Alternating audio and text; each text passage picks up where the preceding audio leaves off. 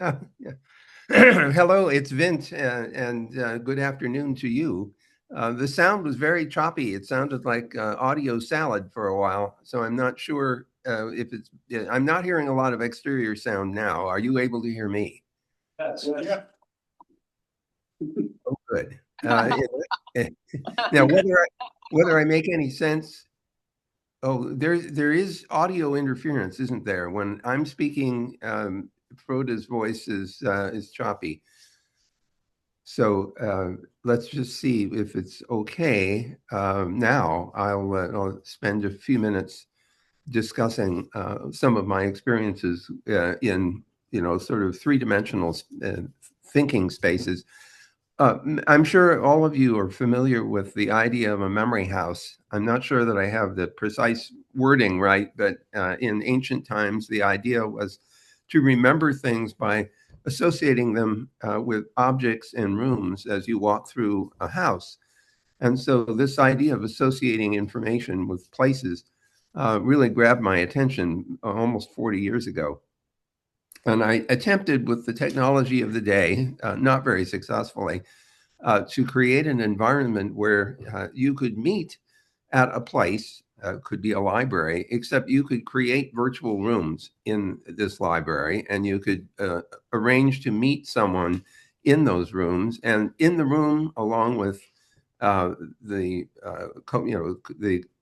co-location of the people virtually, would be all the materials that you might want to talk about, assembled as if you were in a library that was devoted to the topic you under discussion. So I tried to actually build that. I had a programmer working with me, but we're talking the mid to late 1980s, at a time when technology wasn't quite where it is today. Today, doing that would be fairly natural. Look what we've just done. We're meeting in a virtual space. Theoretically, we have immediate access to every piece of information that's available on the internet. If we wanted to drag it in, we could share screens in a sense and therefore display the information. So I was clearly a bit ahead of my time, or at least ahead of the technology. So I'm still very interested in the idea of being able to essentially walk around in three-dimensional space, information space. And this is something I know that Froda has been looking at as well, with the sort of extended reality notion. There was another project at MIT also in the 1970s, we're pushing back even further, called the Spatial Database Management System, or SDMS, and it was developed by Nicholas Negroponte, if I remember right. Or maybe, well, it's either that or Michael Dertouzos, the two warring Greeks at MIT. One lab for computer science, and the other one was the media lab. The idea was that you would sit in a chair and navigate in this three-dimensional space, and there would be, filing cabinets that would whisper at you as you got closer and closer. It would say something about their content. And then, of course, you could go and open up the filing cabinet and find the information. It was actually demonstrable. I remember a video was made of a person sitting in the chair with the paddle controls navigating through space. So the idea of somehow expanding the room that's available for organizing information, I think, is quite attractive. Whether we can make that work in a way that is comfortable for long periods of time is an interesting and open question in my view. With this thing glued to your face and in extended reality, it starts to get potentially tiring.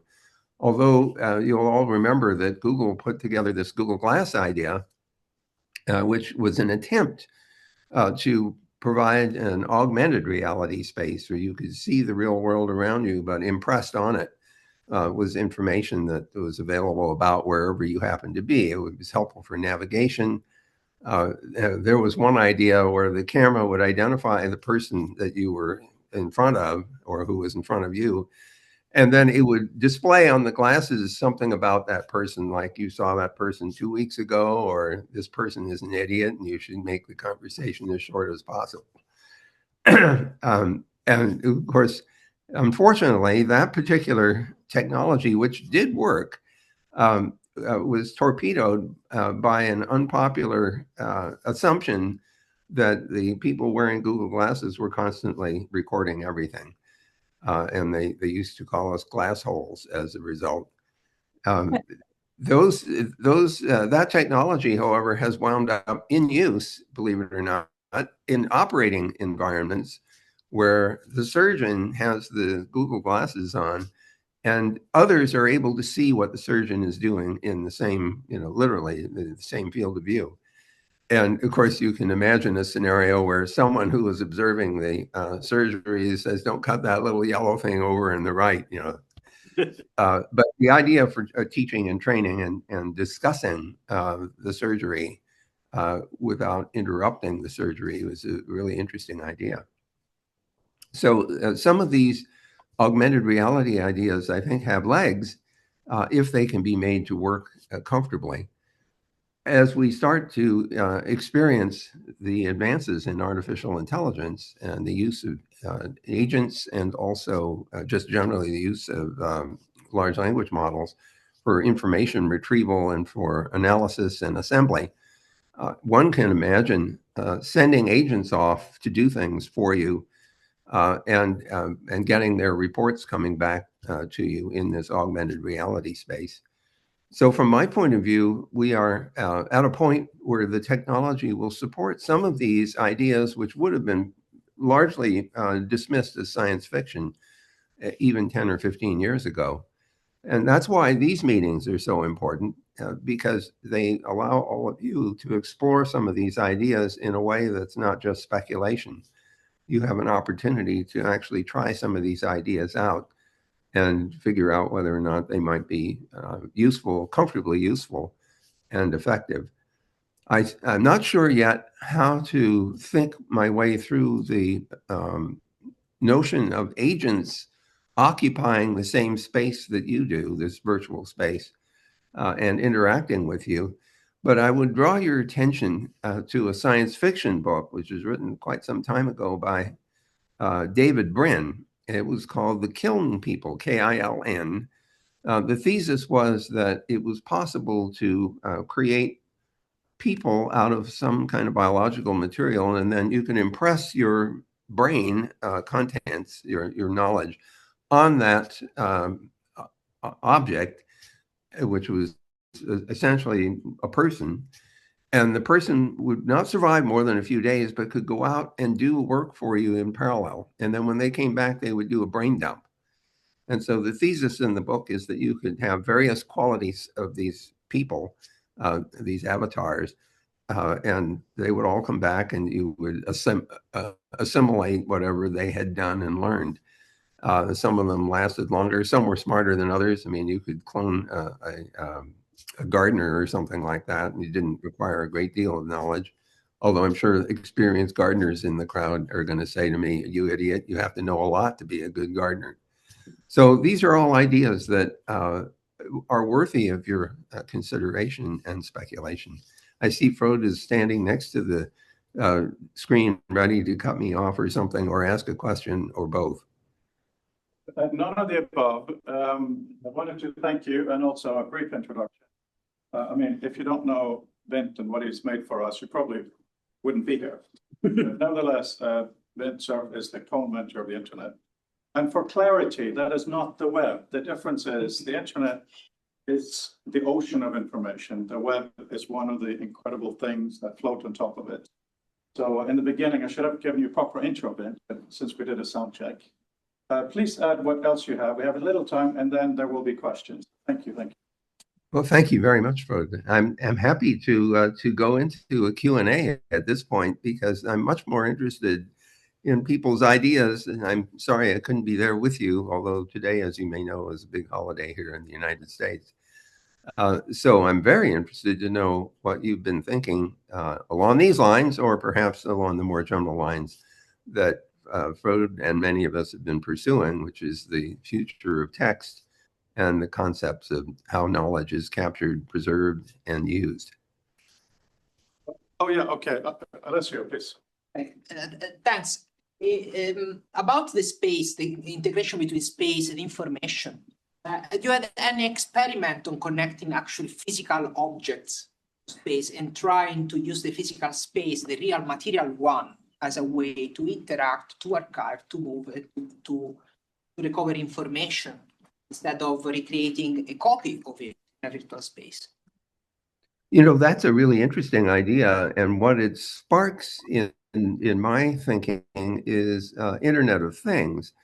Objects that have internet access and therefore could be interacted with through the internet or more directly. I mean, if you think about the devices that Google sells, one of them is called Google Home, and it understands speech, it generates speech, it generates sound. It has a display, at least some models do. And basically, it's your friendly agent responding to questions and requests. It has capabilities of controlling other devices through the net, if it's permitted to do that, and if the devices are amenable to it. So I like your idea of instantiating this concept in real objects as opposed to purely artificial or virtual ones. Talk about it then. I have a question for Vint and Ismail, because Ismail properly went into the headset today to try one of our basic experiences. And your review of the experience would be... can you see me, Vint? I'm over here. Oh, you have to turn around, actually. The camera is actually, I can see behind. Yes, now I can see you, Ismail. It's so good to see you. Oh, no. Okay. No, I'm say that the experience was quite remarkable, new to me, but I still am not sure that this will really help me think more clearly or produce better quality language or appreciate the great wisdom that was being quoted from ancient Greece and ancient Egypt, all the way through to Shakespeare and other things. I'm not sure how it adds a lot. It's something very different than what I've been used to. But my question is, what does it really add to that kind of experience, which I'm used to through the usual print form? So to having seen, or rather heard, Vint's idea of virtual libraries and so on, how does that make you think about what you saw today? Does it expand it or contract it or? No, I think for me, it was different. It was not the virtual libraries. We were creating them together from the Internet Archive all the way through digital storage, and the ability to retrieve almost anything anywhere in the world. As Vint said, we could retrieve almost anything anywhere at any time through the internet. So just to amplify something that Ismail is saying, first of all, I think these devices that allow us to see this field of view still feel physically distracting. If they actually work well as a pair of glasses do and have the same comfort level, that might turn out to make a difference. But there is a field of view issue that you run into compared to being physically in a three-dimensional space. We could experiment with these ideas better now than we used to be able to, even without the use of the XR or AR headsets. Look at the rooms that we walk into today with very, very large displays. Now, that's not what you're in today. You're seeing a laptop, but imagine, one of these 6-foot wide screens. We do this all the time, don't we? We have conference calls. We have large displays. The displays can show all kinds of information, and it can be animated. It's not just fixed. And so we could experiment with the feeling we might get of drawing information into a common space. And of course, multiple parties can see the same thing because there can be multiple displays in multiple places, and people can inhabit that virtual space together. Thank you. We're basically out of time, but okay, Dave, Andrea. Okay. Hi, Vint. Thank you very much. It's Dave Millard from University of Southampton. I was going to ask you a little bit more about the agents and the Kiln People, which is a book I now must read. It strikes me that if I own my kiln person, that's great for me. Probably sucks for them, but great for me.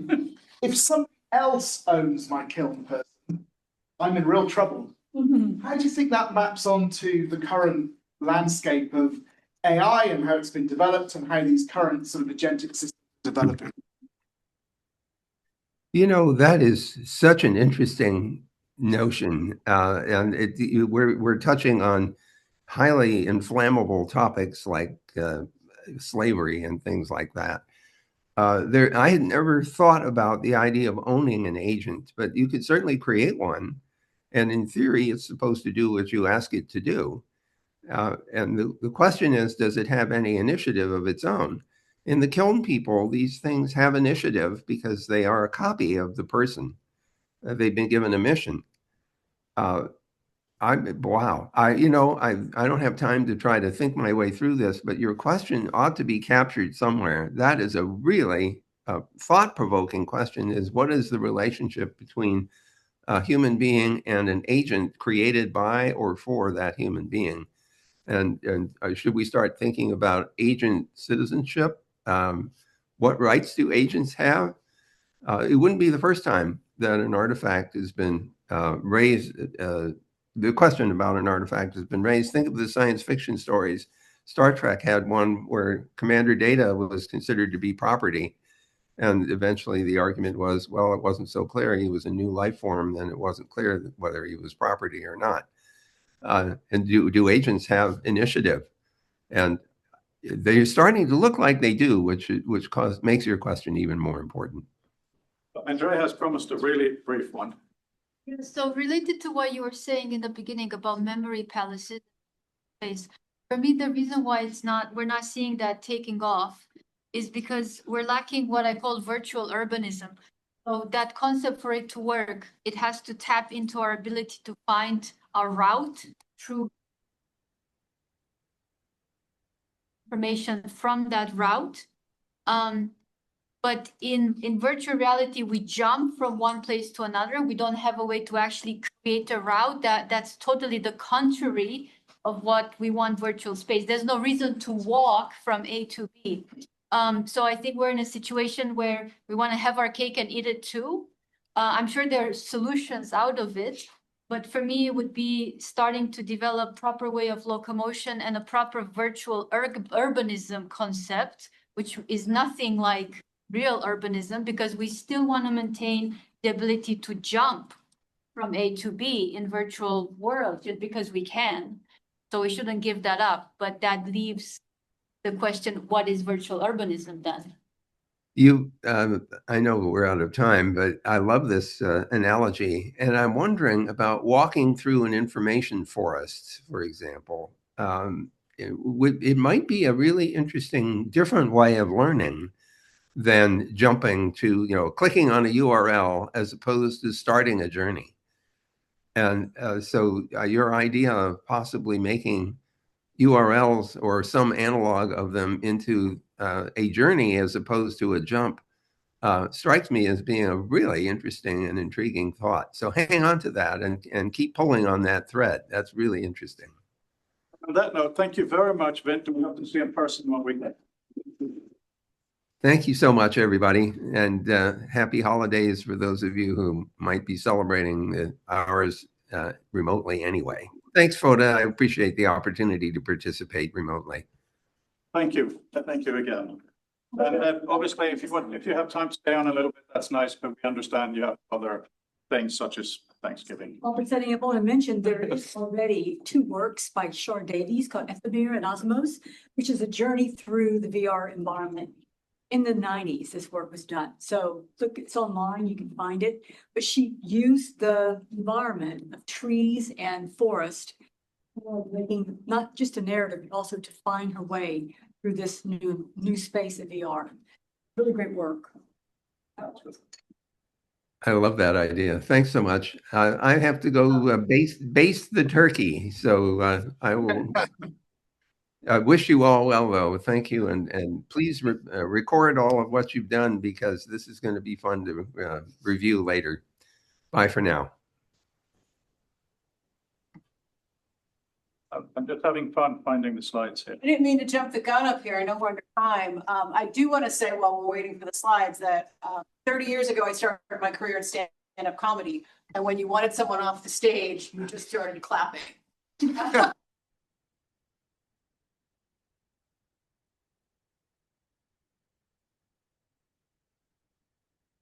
Okay, do I hit the arrow to go to the next slide? I think so. All right, we'll figure it out. I'll on the fly here. So my name is Tess Rafferty. If you don't know me, I'm a reader.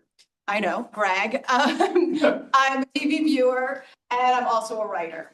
And I see the possibility for all of those things in the world of XR. So as a writer, I have written on over 500 episodes of television. And I've also written 5 books in a murder mystery series called the Cat Kelly series.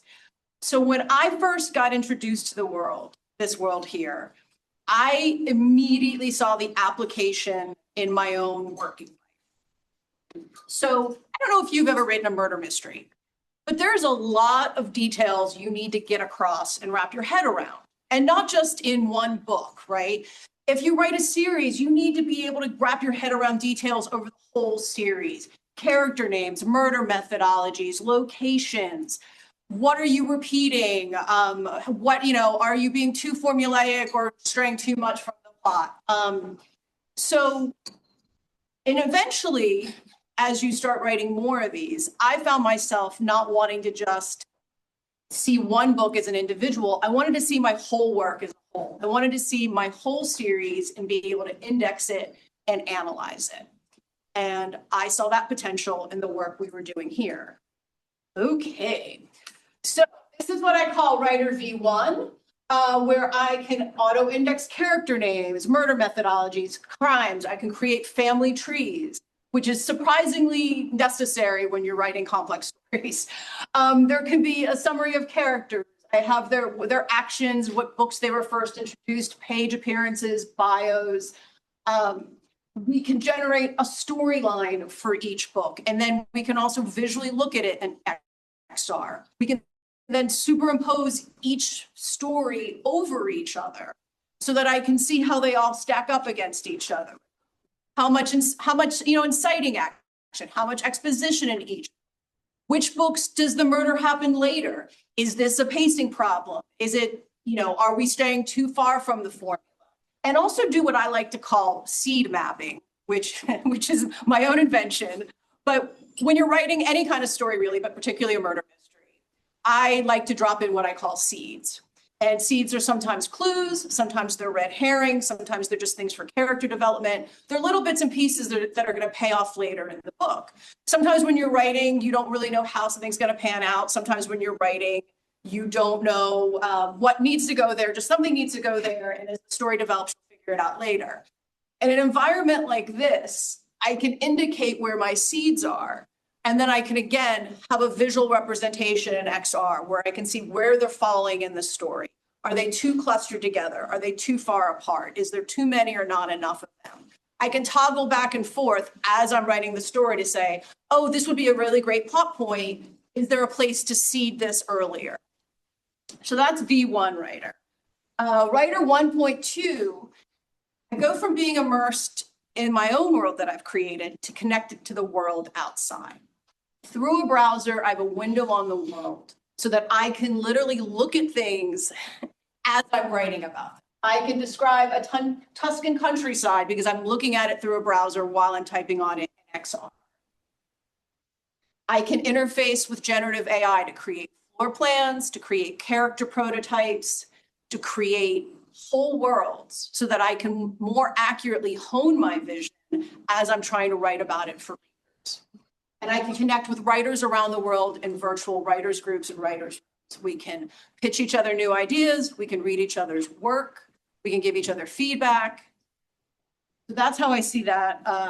That's how I'd like to interface in the world of XR as a writer. Now, as a reader, oh dear, okay, well, that's all right. We can get through this pretty easily.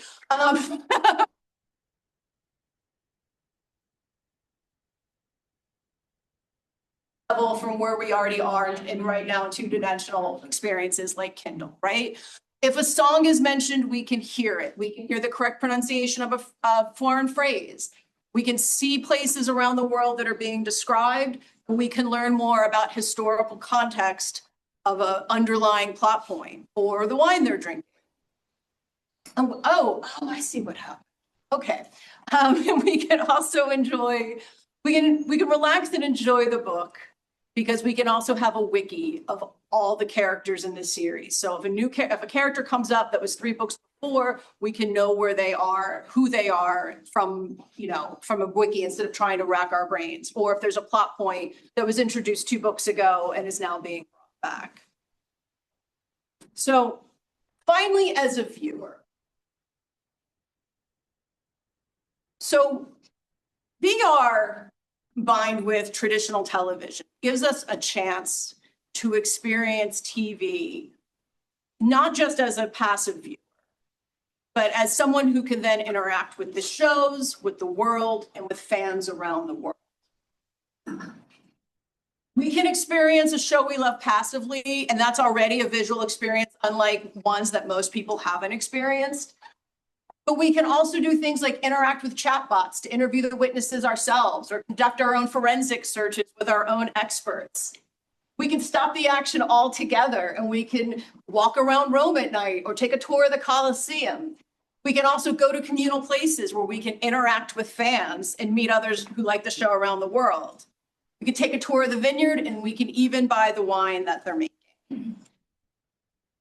And there's clearly no shortage of franchises out there that could create virtual experiences for their fan bases out of existing shows and standalone experiences. But let me tell you what I think is really exciting about this, is that I think by merging existing franchises with emerging technologies, we're offering people a way into the technology who might not be a target demo for it. But it's only cool if people know about it, they want it, and they have access to it. So I'm going to end with a couple of questions. Question number 1 is, how do you know you need something if you've never used it? And I think what's really interesting about this is that this could be a cool way for people to work and think. But if they don't know it exists, then they can't utilize it. And we've talked a lot recently about ubiquity, right? When is VR going to be ubiquitous? When are these tools going to be ubiquitous? And we've also said that, correctly, that there's a lot of early adoption. There's a lot of early adoption among gamers and among younger people and among people who are already technologically inclined. But I have to ask question number 2, how do we bring everyone else along, right? How do we make sure no one gets left behind? Or to use a more American phrasing, money doesn't get left on the table. Because I think that there's a lot of traditionally left behind groups who could really benefit from this technology and others.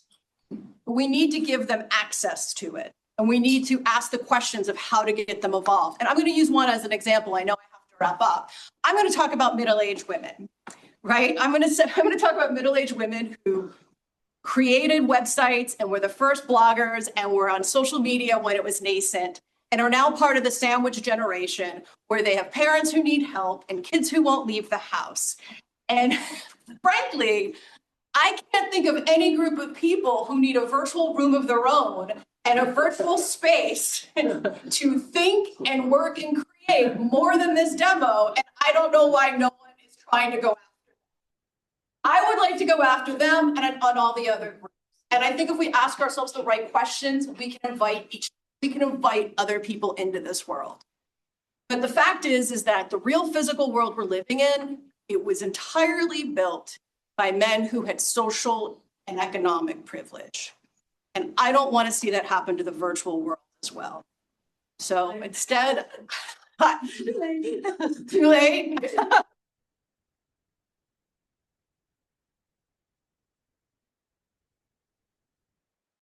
Thank you. Yes. Yes,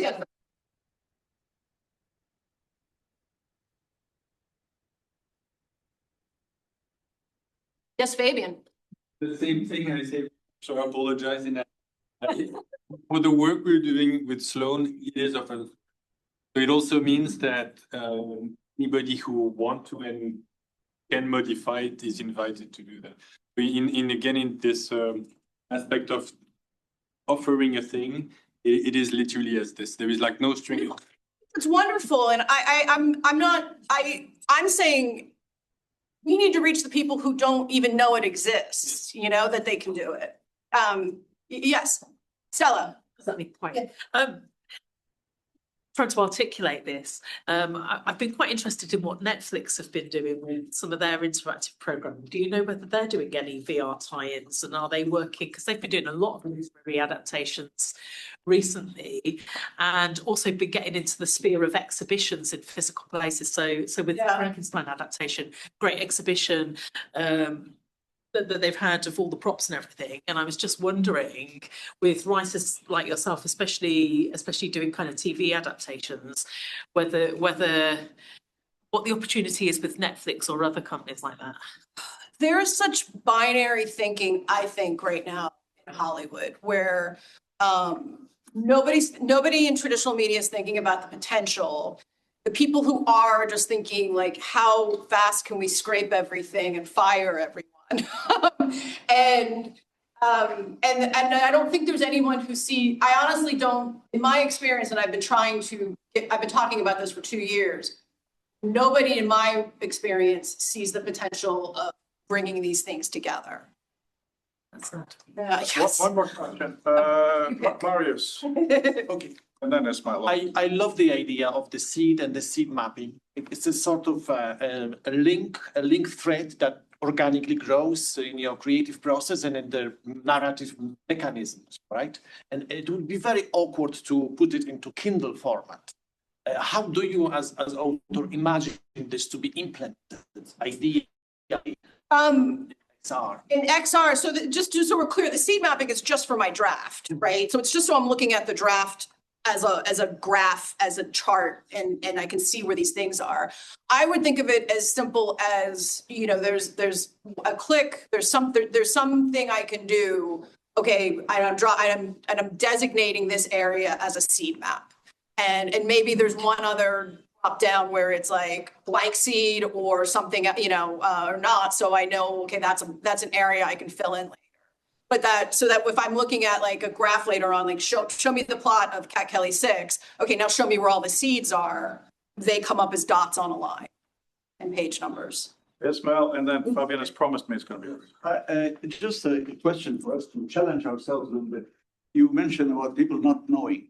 Well, Steve Jobs said, I don't believe in market research because people won't know that they need an iPod until I create one for them. Fair enough.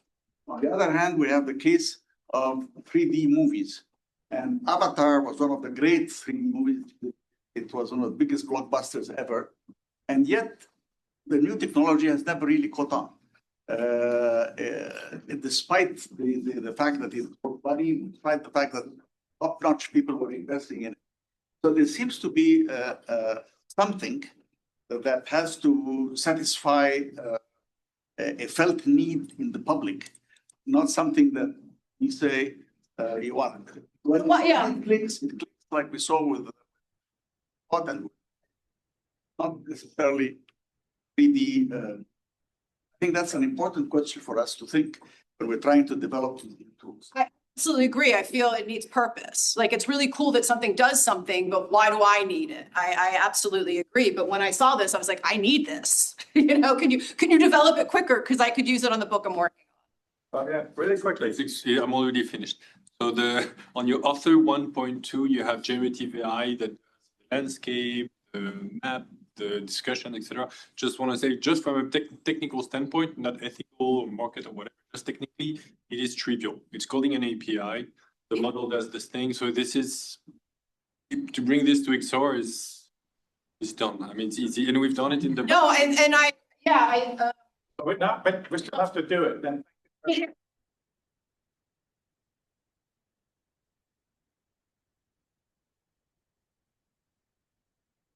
Introducing another. We should probably share correctly. So, Perlin. Oh, okay. Well, hi, it's my privilege we have a surprise guest, very exciting. Alan Kay, who many of you may know, invented much of what you're all used to today, including object-oriented programming, Windows-based user interfaces, even the idea of an open computer, many other things. And I'll just keep this short because Alan, you work.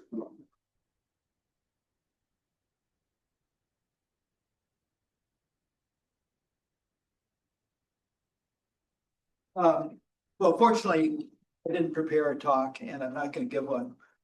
But something I said many years ago to an audience that was as knowledgeable in its day as this one is that last technology anybody should have been allowed to invent without a Surgeon General's warning was television. Surgeon General's warning for Brits is thing they put on things like cigarettes. Over here to warn you that you're partaking of a legal drug that is likely to be dangerous to your health. I think that's an adequate way of saying where things have brought us. We haven't looked into the human factors of desire. And there was a Dr. Seuss book I like with the title, Who Speaks for the Trees? And so I'd like in this forum to just speak for processes. Everybody has paid a lot of attention to text, rightly so, and things you can write in text, rightly so. To a smaller extent, the fact that text was a catalyzer for important ideas like democratic republics with constitutions and even science. Enabled a different form of argument. That was the deal with printed material. It wasn't that you print the old stuff, which is good, but it's the fact that it enabled a new kind of argument, which was not recognized until the 17th century. It took 200 years or so, or more, from the Nuremberg Book Fair in 1754. So, and we're in that period right now. It partly happened. I came over here accidentally and never left, so I would be here through that. And I was surprised to discover in talking to people in Whitehall that they had even no Sankey diagram. Sankey diagram is an input-output diagram showing we get important things from and how you use them. They had no Sankey diagram for this country.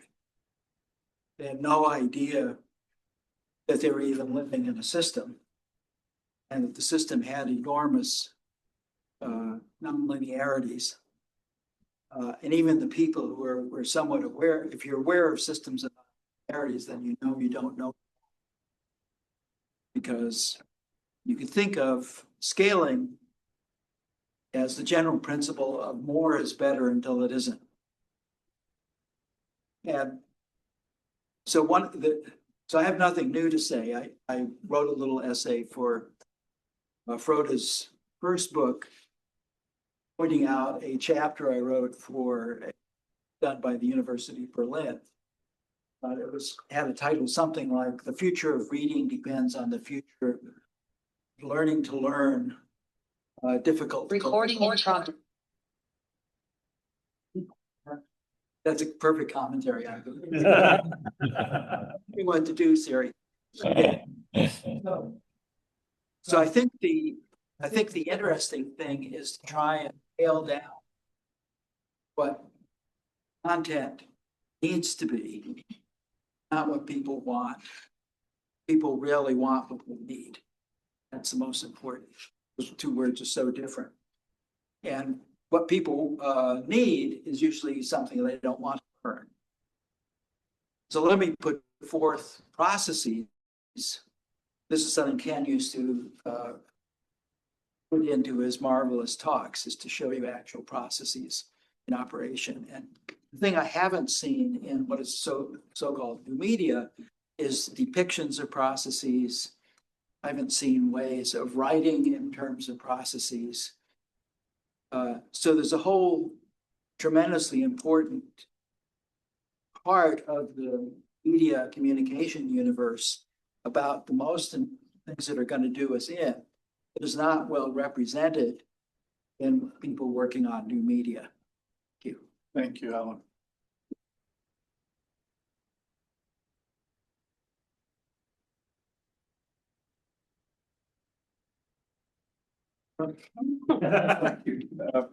It's amusing, this connection, because Keith, I know from when he was the technical editor of Mac User, who step in at this point. Right. Fine. Oh yeah, that's stop. You can do the talk there. Okay, well, so I don't really have some big sort of huge ideas or progress or anything to talk about, but it's more reactions to my experiences trying to do stuff VR in various different entities.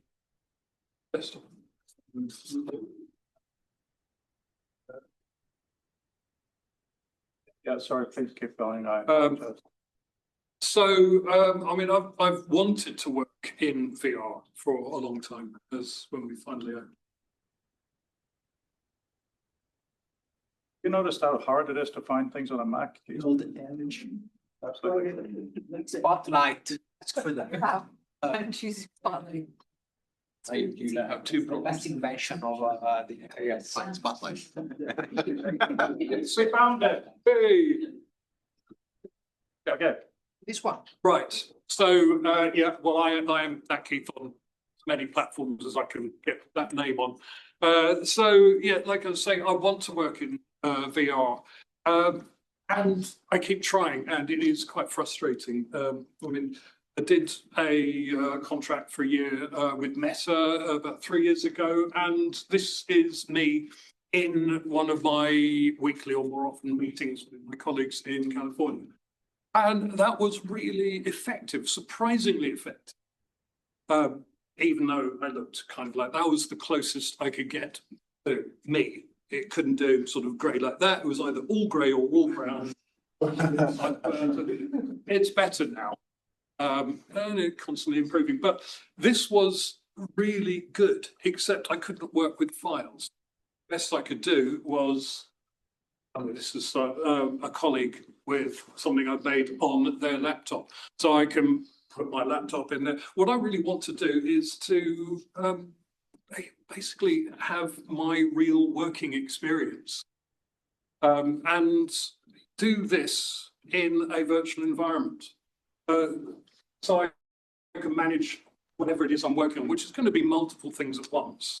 And I need to be able to organize and put things where I can then go back to them, where I can have this sort of muscle memory, sort of abstract memory of, okay, things are there or there or there. It does get a little hard when your desktop's looking like this. This is probably more like my Finder desktop. But we have ways of organizing things in real life. And I think that is one of the really important things that we need to figure out how to do in virtual environments. I mean, yeah, okay, we know this. Yeah, we are all sick of hearing this, although I kind of want to do this as well. I certainly want to have a system which works the way that pretended to work. But this is still just working with tiny little bits of information. And my background is graphic design. I'm a designer. I do a lot of other things as well, but graphic design is really fundamental to how I approach lots of things. And at heart, design is about bringing structure and hierarchy to content. And that's how you change it from chaos to order. So in classic graphic design terms, grids is really the fundamental key to it. Now, how you use the grid, and this, I have all sorts of lectures, I do talk with students a lot. How you use a grid is down to you.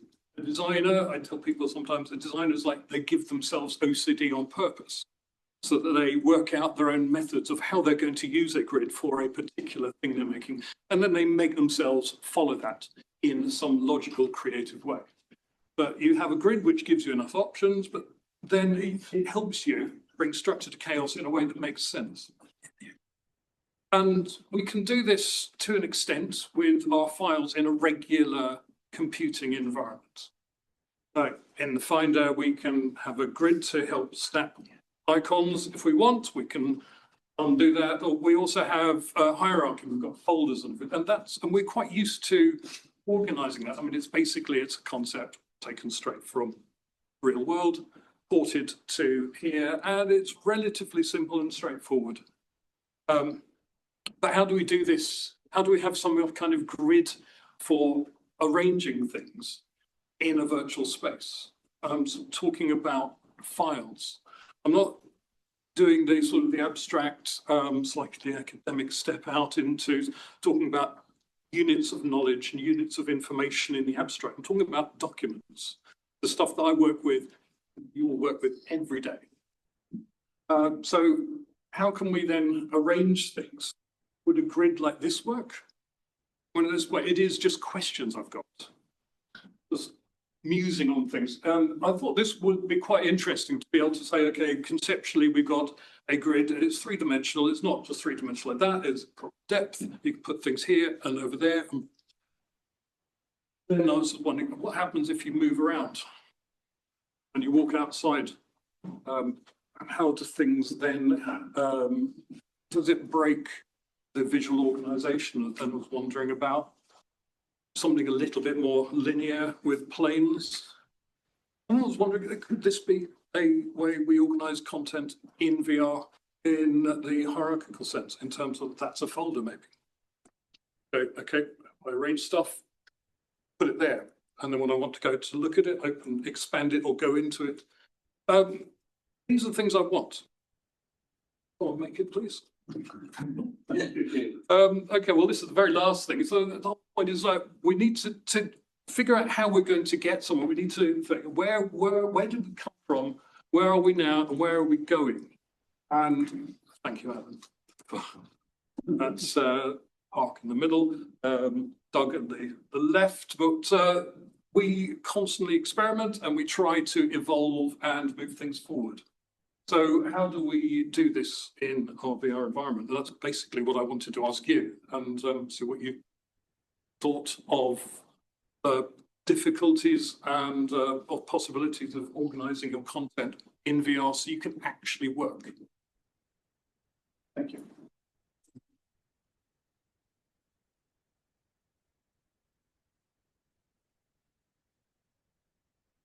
It all makes sense and it's feasible. Like none of the things work.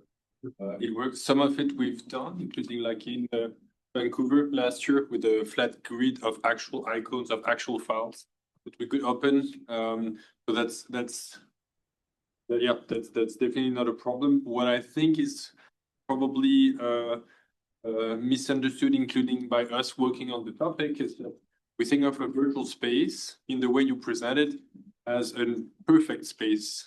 And in truth, when we do the demo, for example, we did the demo on the headset there, the space is not even 1 by 1, it's 1 by 95, and then there is a step there you can fold.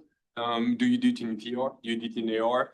If you do it in AR, do you use the environment around it? So it's kind of like the double-edged sword of how flexible, for example, XR, WebXR is. You can do so much, but then you have no control over the environment. You were mentioning before how we lose, let's say, for Memory Palace, the cost of walking and thus trying to find the right path, because typically we do it virtually, we teleport, it breaks. Nearly none of us have like 100 by 100 meters to walk on in VR. But if we do, and some of us did try, it is super interesting. So that's kind of like the super tricky part, is that when you open your laptop, you have this rectangle, yes, that you control.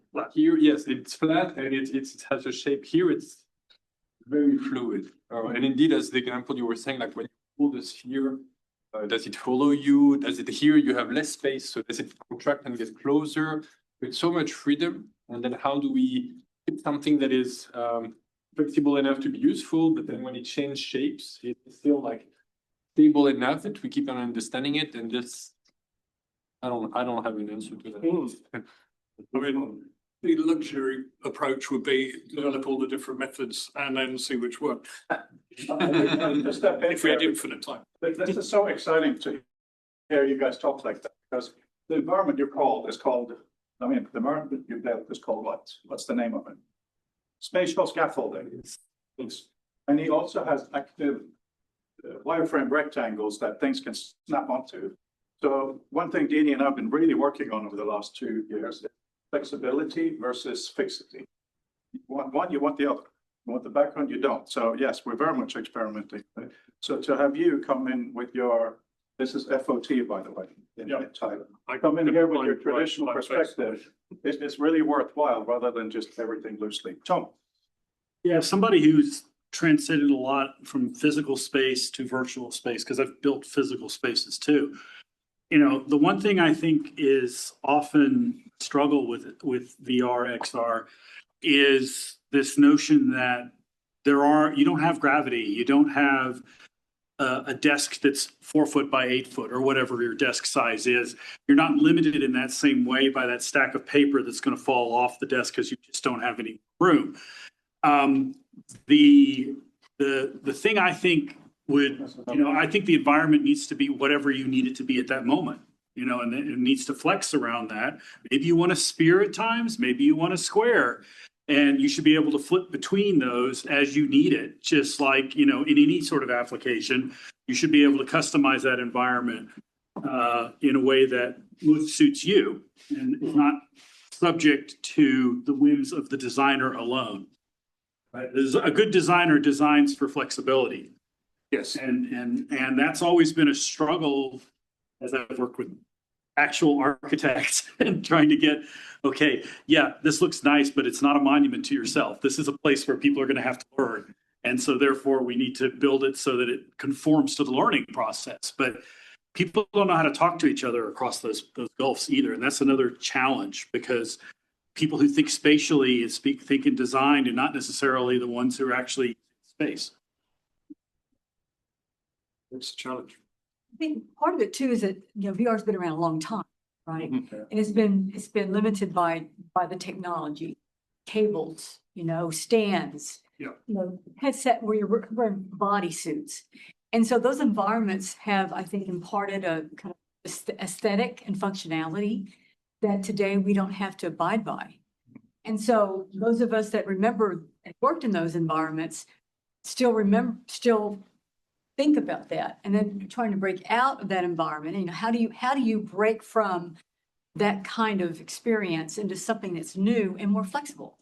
I think that's part of the problem. Young people are new to this, and they're not quite sure what to do. They're coming out of the game world, and they've got an idea of how to do this for gaming, but not for something else. So I think there's a lot of issues about why things develop the way they do, and a lot of it is coming with assumptions, from our, experiences. Yeah, I think we can learn things from the gaming world, but I think ultimately it's such a different kind of environment. It's not about managing your own content, your own sort of multiplying documents and creating your own hierarchy. It's about running around and exploring spaces. One thing that Fabienne and I were doing was talking about non-space. One way to think outside the structures is to think about not having gravity, not having a floor, when you throw something, it doesn't have to go forward, it can go up.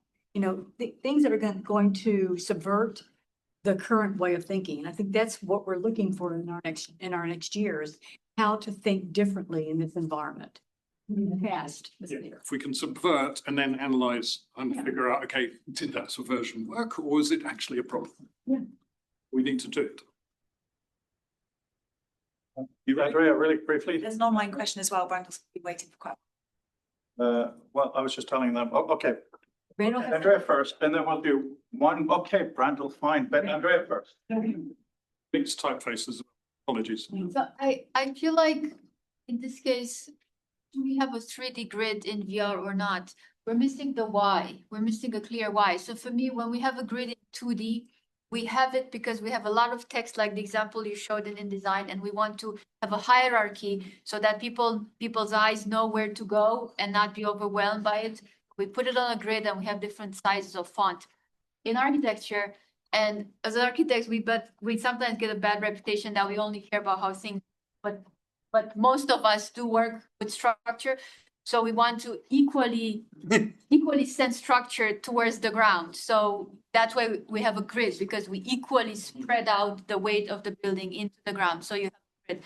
There's a really, really clear pragmatical reason in both 2D and 3D cases why we have a grid. In the case of the worlds Fabian is developing for the Sloan project, what is the why? Like, why do we need a 3D scaffolding? And if the answer is just so we can arrange the 3D icons in a little way that's better, that's a weak answer. That's not a strong enough answer to why. Or maybe it is. Just because you can. I find moving files around without any way of assisting me to sort of group and organize and give me a pattern, something which I can then have my own meaning to. I find it very difficult to do that in VR. Whereas I can actually just do it really easy with pieces of paper on the desk. So it's not grid in the design sense, but it is some kind of structure which I can make use of to the level that makes sense. Yes, I understand it. No, it's not a back and forth. Alan,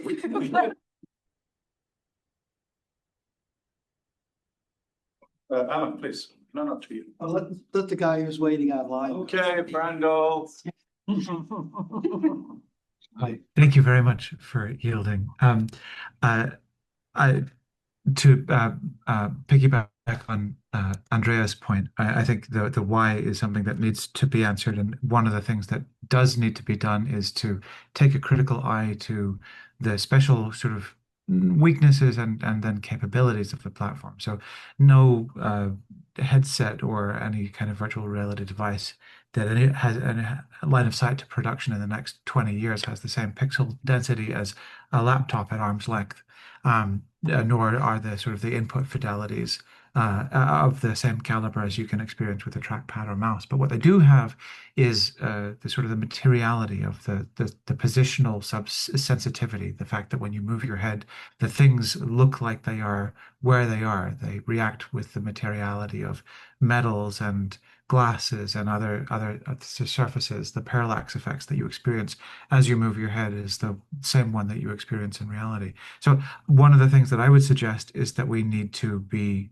adequately critical of the medium and then make the special dispensations and concessions to allow for the particular capabilities that they are really, really special for, that we have the ability to in the same way that we had multi-touch and zooming on mobile phone devices, that we really lean into what are the things that really must be exploited and built so that we can get the benefit of on these platforms. And so just as a personal plug, that's why I'm building the HTML model element, and I hope to be able to expand that in the future.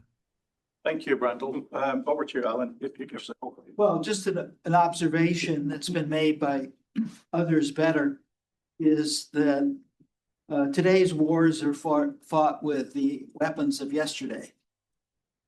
And usually that's found out in terrible ways. And so let me point out that for people who are really old, it's almost always been the case that hardware people have preceded software people, and that has been a mistake, except there have been a couple of because basic idea is the programmers will make whatever we do look okay, and that has cost many advances. It's been the case that once or twice people have led with saying, hey, it's all about software. Let's figure out what we want to do and how we want to do it, and then we'll build a machine that will optimize what that new software will need, which is almost certainly what today's computers do not optimize. And we're talking about factors of 10 and stuff and decades lost here. So I would just advocate coming up with a need that involves something that today's media doesn't do and can't do very well, but it's a vast need. And work your way eventually down to the plug in the wall. That's the last thing you should worry about. Thank you, Keith. And Dave Millard.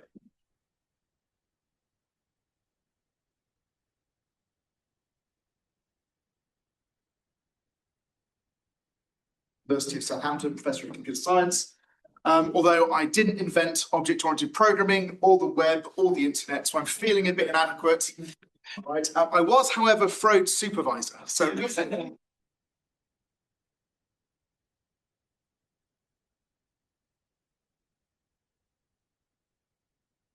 that other people have talked about today. And perhaps it's best to kind of do this through a scenario. So let's imagine it's a couple of years' time, and you're visiting the National Gallery with your 10-year-old son. If you don't have a 10-year-old son, you can borrow somebody else's, right? As you go around the gallery, you're looking at information about the paintings on your phone. Your phone knows that you've perhaps become interested recently in sort of British imperial history. So it's telling you about the colonial history and the provenance of the paintings that you're seeing. Your son, on the other hand, is getting a little bit bored after the first couple of galleries and perhaps wondering who this person is that they're wandering around with. So their phone is giving them fun facts, jokes, riddles, poems about the pictures that they're kind of sharing with you. Right? Sounds like a fun day out. It's the sort of thing that technology today could do, let alone the technology in 2027. Note that during your whole visit, neither of you reads a single sentence written by a person. Okay? I think there's a kind of elephant in the room with all of our discussions today. And it's that we are entering the post-document world, right? A place where nearly all text is written by machine. And by nearly all text, I mean approximating 100% of text. Okay. Now, I'll place a big caveat there because someone's going to ask me a question, I'm sure. I'll come back to that. But that's where we're going, right? So what does that mean? Well, it means that you get text on demand, right? It means that you have a sort of personalized synthesis of things. You're not reading one document, you're effectively reading many brought together, focusing on the interests that you have. It's dynamic, it's responsive, perhaps most importantly, it's inclusive and accessible. It doesn't matter your age, your level of education, any disabilities that you have, right? This can deliver you information that's appropriate for you. And it might also enable new types of text, living texts that aren't static and stable and fixed in time, but evolve, that change every time you visit them, that reflect the time in which you read them.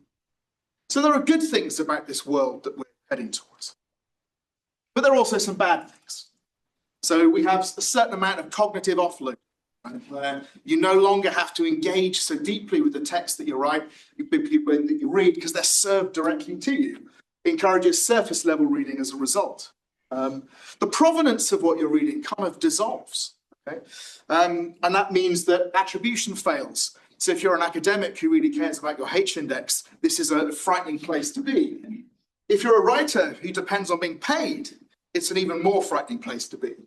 And of course, we have the problem that voices become homogenized, right? And we get a kind of a generic view that perhaps is reflective of the materials that these language models are being trained on, which obviously is a sort of these days is a Western kind of lens. So we have a number of challenges. If you look at the list up there on the left, it might remind you of our last great invention in text. Oh, that's exciting. Okay. I'll make do. So this is hypertext, right? And what we have here is a system that was invented in the 1960s. And it sounds a bit like what I just described, right? It's interactive, it's nonlinear, it's adaptive and flexible. It diffuses the author. Some would argue outright murders them. Right? It's navigational, that's your interaction mode, and it's kind of discrete. You kind of move around from chunk to chunk, right? And the bit that's messed up here is that this is the document boundary. So hypertext is a technology that fundamentally is about documents or chunks of documents and moving between them. So one way to think about large language models is that they kind of explode that boundary. right? They break it completely. Your text becomes super fluid. It becomes ephemeral, and your interaction is actually dialogic and continuous, right?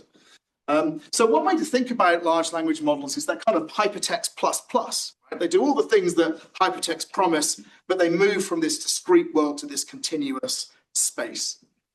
So if that's the case, why do we have all the bad things up here and not necessarily down here? What are we losing in this transition? So I think hypertext has behind it a number of philosophies that make it the technology. So first of all, it's kind of post-structural, which sounds odd because it's all about structure, but it doesn't dictate which structure, right? So it accepts as a multiplicity of views, multiple ways of understanding and navigating and seeing things. And in that case, it's also kind of rooted in sort of existentialism. So this idea that you build your own agency, you make sense of the world yourself, right? You are responsible. It reflects and respects the agency of users. What are the sort of things that current generation of AI is based on? Well, we have a sort of algorithmic paternalism, right? A kind of sense that these models are trained to teach you and treat you in a particular way, right? The kind of hidden voice of the system prompt that sits there. And we have a sort of technocratic centralism, and we've touched on that as well, right? And this is sort of at the root of my question to Vint earlier on. I wasn't so much thinking about the kiln people having their rights. I was thinking, what about my rights if someone's taken, my agents and taken control of them? And that's what we have. We have a sort of centralized system of using AI. So what I've become interested in recently is, can we somehow take some of the properties of hypertext and some of the advantages of hypertext and push them up into our interaction with these kind of large language models? And I think the way that we can do that is by having a kind of hypertextual AI interface. So thinking about a large language model that isn't producing a linear chat, but is co-creating a hypertext with you as you converse with it, right? In which case, what we end up with is actually building on the post-structural tradition, and we get kind of radical free play, right? This idea that you can move seamlessly from structure to structure to structure and reimagine things as you see fit.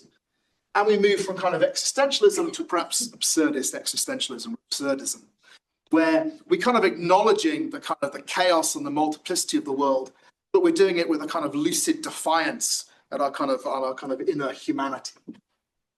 I've been just starting to play with this. If you want to kind of really do the kind of cutting edge stuff, you have to go where the developers are. So what I've been playing with is Claude Code.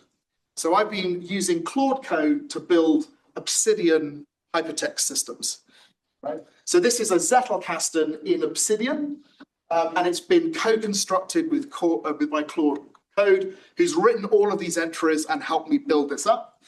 And I'm also using a local language model running in LM Studio. I'm using Gemma 3, which enables me to actually talk to my notes, find out what's going on in the notes and ask questions of them. And this is a system where essentially the AI is doing a lot of the writing, but I'm directing the direction of travel. I'm suggesting the new nodes and what needs to be in there. And it basically defers to me about kind of what it should be writing, how it should be writing it, and how it should expand the hypertext over time. So it's a genuine co-creation. And this, I think, is something that's kind of really interesting. I haven't got time to say too much about it now, but it's running on my laptop, so I can show people it a little bit later on. I think we're in a place where the technical work ahead is really substantial, but perhaps it's not substantial in the way that people think it is. It's not substantial in terms of building better models or incrementally better large language models. It's substantial in terms of reimagining what reading and writing and navigation even mean in a world where documents have disappeared. Very much.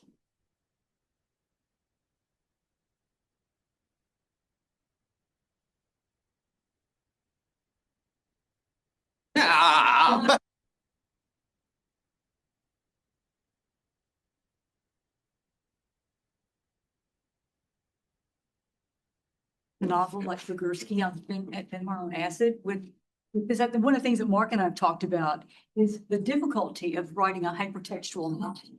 Do you think that's in the art? I was very struck by the way you were thinking about using AI systems to support you in your own writing. And I think we're going to get something a little bit more like that.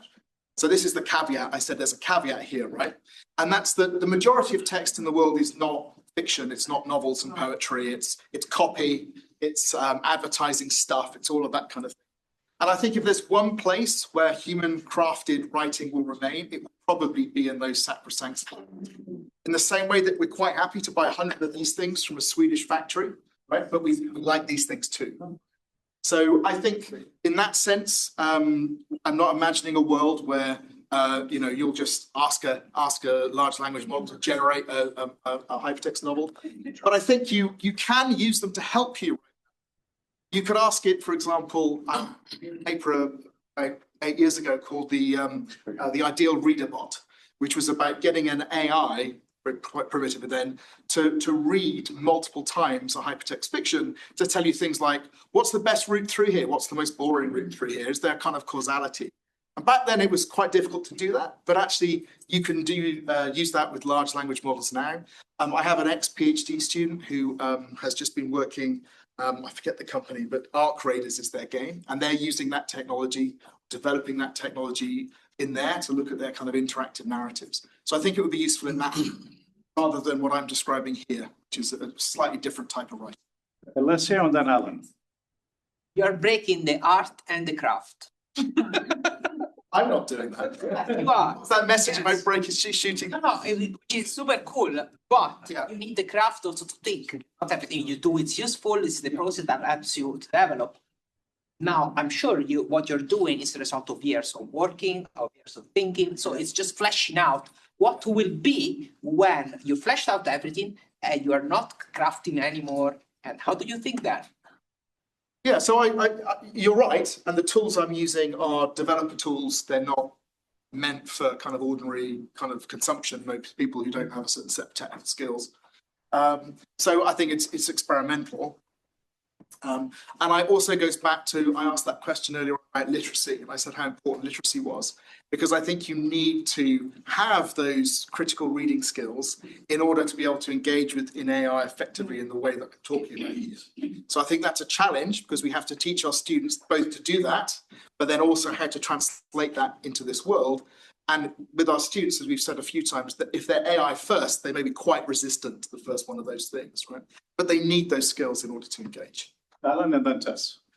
So one observation is that it often happens in symposiums like this is people are consciously or unconsciously catering to an idea of audience. And one here is the most famous non-learning group of humans, naming adults, who are sources of money. And what they're looking for are basically prosthetics to deal with their damaged facilities that they developed as grown up. But I haven't heard anything about children. And children will adapt to any culture. Yeah. And if you really want to make progress, at least one way I suggest is to think about what would be, this is Montessori's idea, what would be fool the children by building a culture that's the way the world should be, and make that what they grow up in. That would be, to me, a more progressive way of looking at things. I just want to say to your point about creative writing, I have a lot of people I know who are yelling at Clowes, claiming this is going to ruin creativity. And as a writer, I think, well, we always write.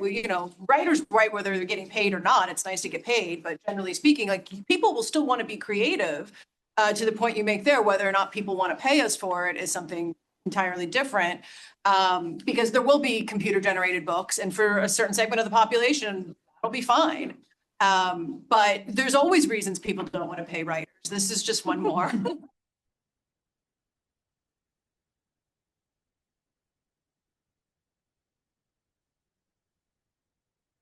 I do also try to encourage people. I mean, I don't think anyone here, but I have friends who are literally complaining about this. And I go, who do you support? When's the last time you bought a book or paid for someone's Substack or Patreon? Or these things don't happen in a vacuum.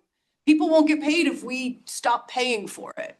If we start going, oh, God, a paywall, which I do all the time. I'm the first one to hit X on, do you want to subscribe? No, I don't. But, it changes the way you think about it. That's. To bounce back, need to add, in Brussels, there is the open source developer conference in February, and for the first time, I think the room with children. The idea is to give them the technology. Or it's getting Include only actually open source, so that the children build that culture, not just the culture itself, but the tool and whatever the idea is, using VR. Wrong idea. You don't want the children to build the culture. You want to give them a better culture. It's the whole point of what anthropology teaches us.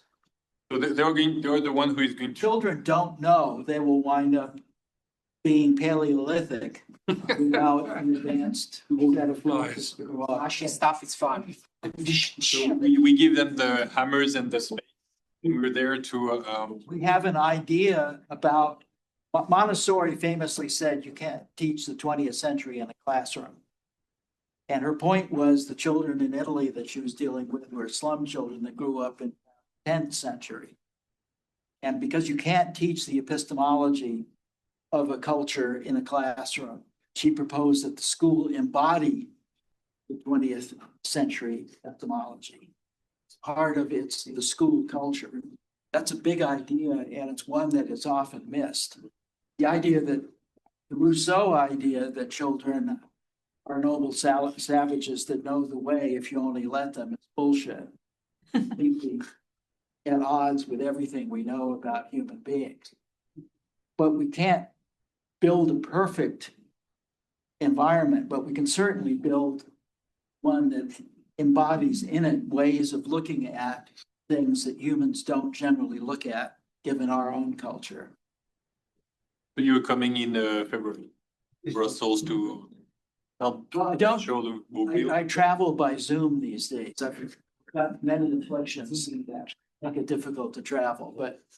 See, I think where we're at now, though, is we're trying to figure out what that culture is that we want to teach. Yes, how it works. It doesn't have anything to do with today's adults. Because they aren't going to be able to learn. Because forget about if you're looking to actually improve things, take a long apology. Problem is when they get to us, they're already broken. Yes, exactly. And that is a terrible problem, and they should not be abandoned, but they should not be catered to. Yeah. They need to be helped. Thank you very much, Dave.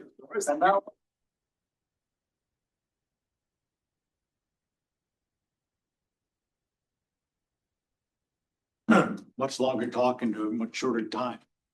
I have to say, though, what a delight it is to be here giving this talk in front of Alan Kay. Would not be here 45 years ago. Alan hadn't put some faith into a dreamer with zero.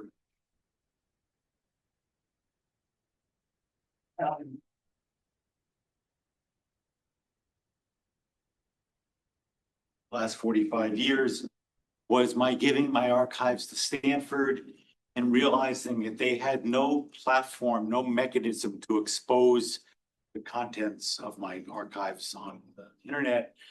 And when it came time to build something, because they said, great, go ahead and build it.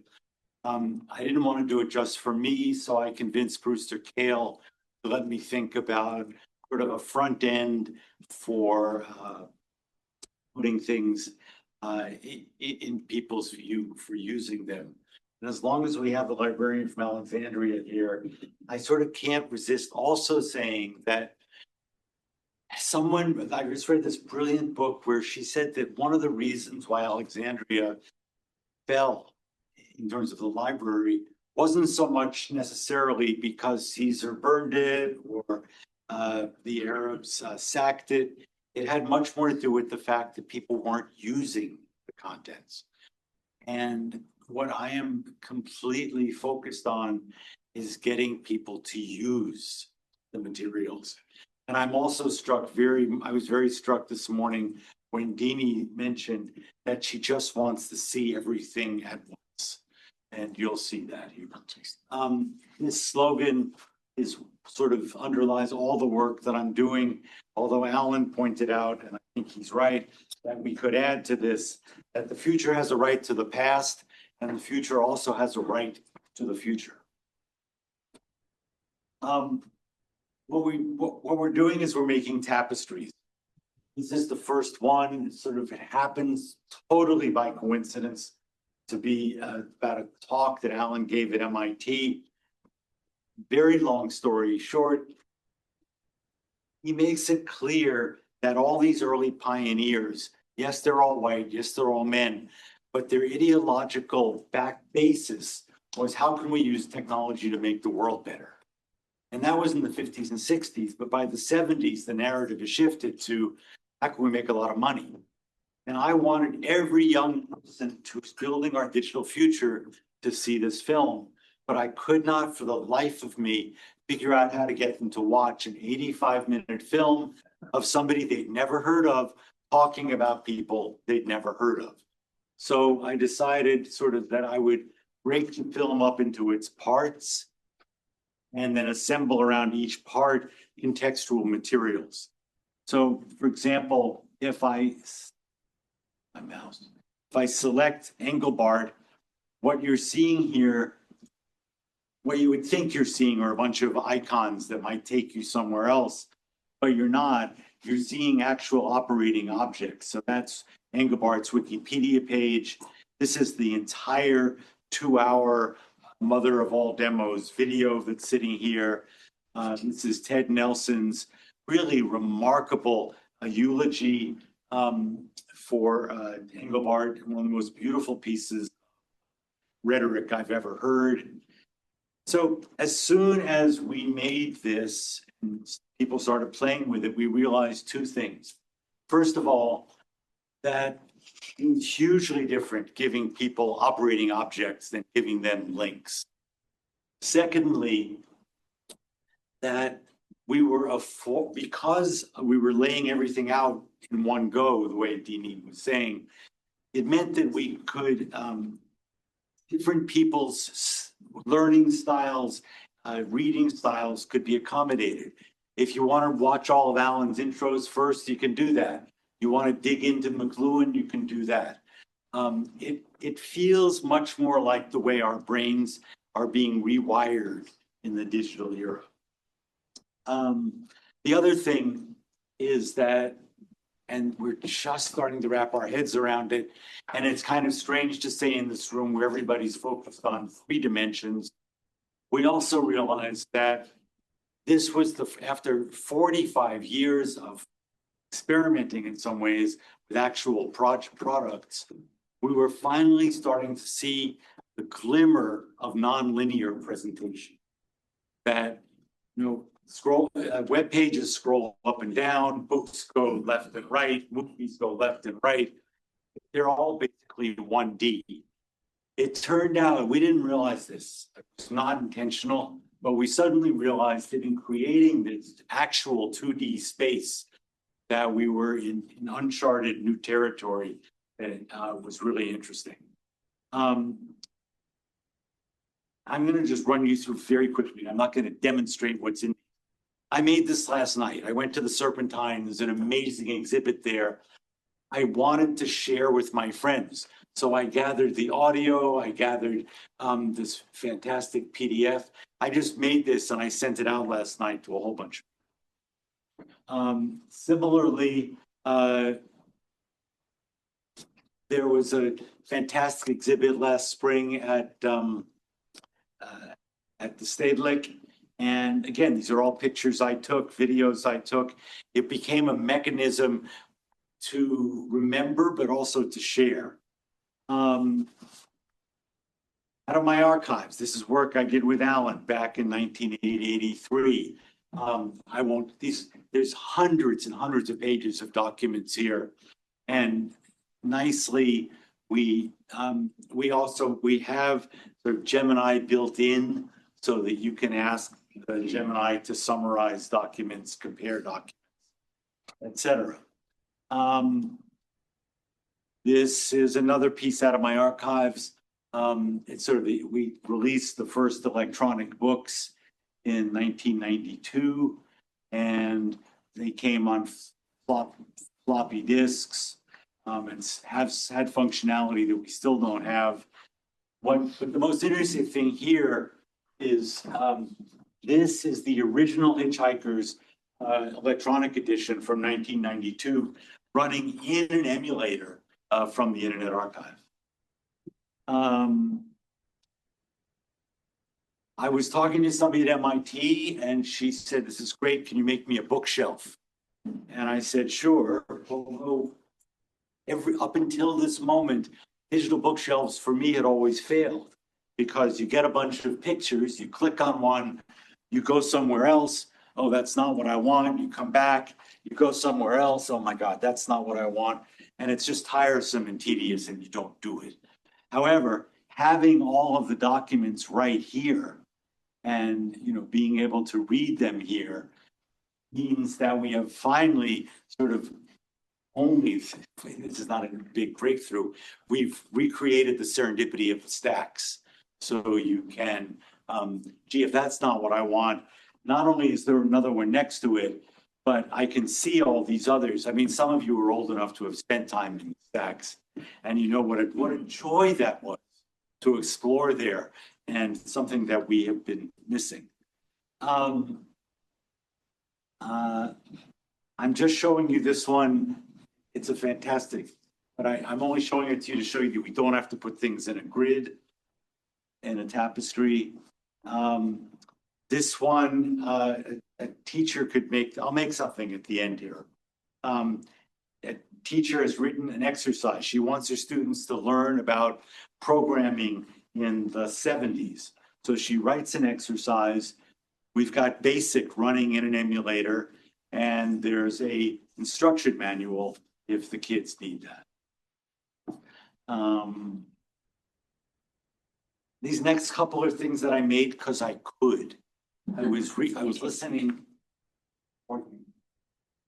I was listening to some science fiction stories in the 30s and 40s, and was absolutely gobsmacked to realize that back then they were talking about machine intelligence, robots, atomic energy, and for me, it was revelatory. I think I've come to science fiction later in life than some people. And I just wanted to put it all together for myself and for others. So I got a bunch of stories out of the Internet Archive that were here. And, you know, Rick Prellinger's fantastic Leave It to Rollo movie, some bunch of Wikipedia pages, et cetera, et cetera. What is fantastic about tapestries is that it goes as fast as my mind. So if I think of something, I can just sort of find it and grab it and bring it in here.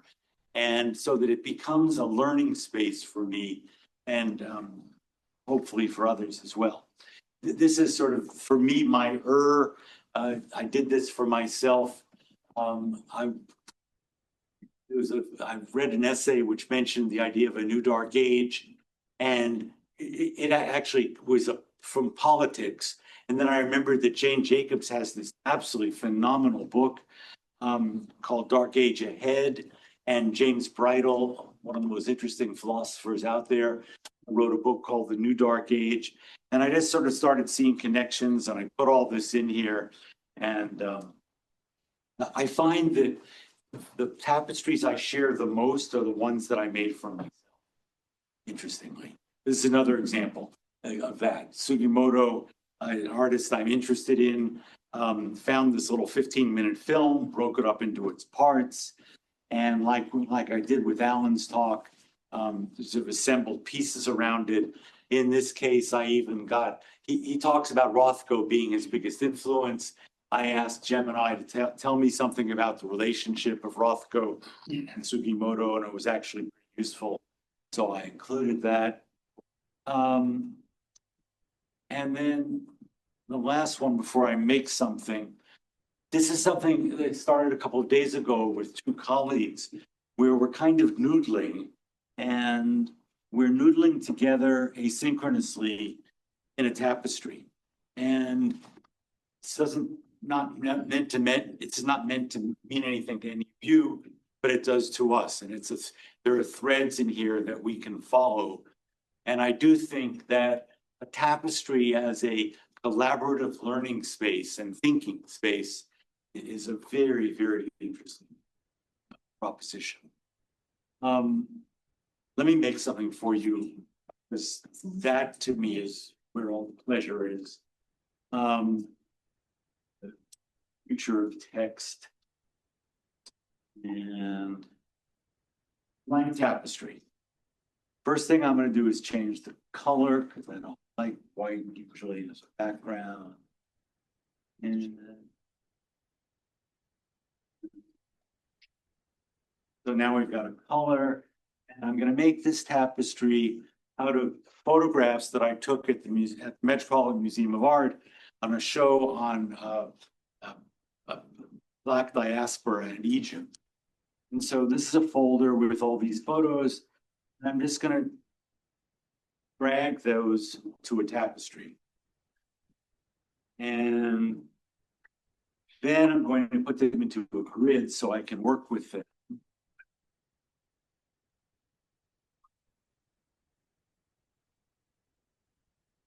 Make that a little smaller, bring this over here. And then I'm going to start bringing things out of the grid. And I'm going to resize this. I won't do it anymore because it takes too much time. I don't know about the rest of you, but I have never enjoyed any of the existing platforms for sharing photographs, whether it's Instagram or Apple with all of its genius. It's just never figured out a way to order an album the way you want. We just get these last two out here. And here. So let me start to do some interesting things quickly. And credible, right? It's not pretty, but it's credible.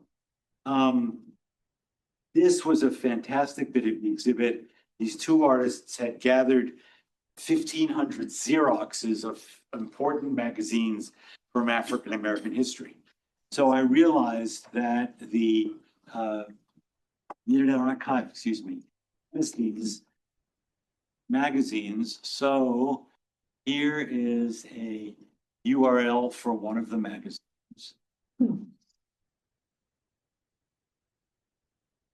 Copy that URL. Come here. I'm going to paste the URL.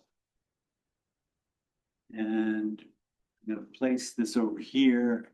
And you'll see I have a fully functional copy of Crisis. This part of the exhibit here was Sun Ra, the jazz musician, who had this phrase, "Space is the place." Somebody made a movie of him called "Space is the Place," also at the Internet Archive. I'm going to paste that in here and size it. I'll put that over here. I'm going to draw a little connector so that people knows, and it's working.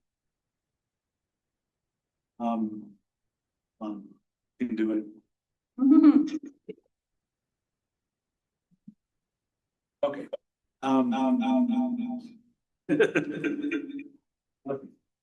One more thing, which is actually two more very quickly.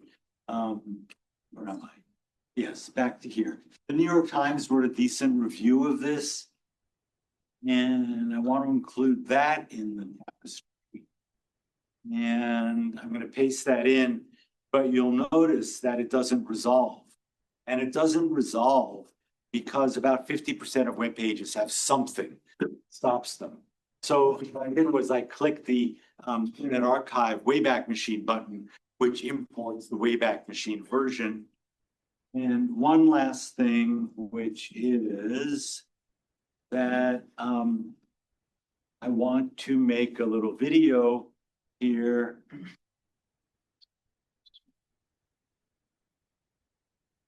access granted. Record video, allow, waiting for permission, granted. This was an amazing exhibit and I felt so lucky to be able to see it. Stop, add to Tapestry. And you could also do a series of screen shares. The one thing I'm not going to show you because I've been so nice for to give me 5 extra minutes. I won't take 7. Is that if I go here and choose embed, you can copy out that HTML and I can embed this on any web page that allows embedding, which is, I think, an important, super important. Anyway, thank you very much.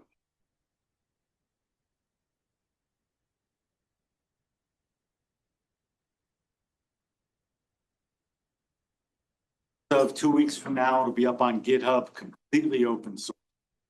My question. Whoa!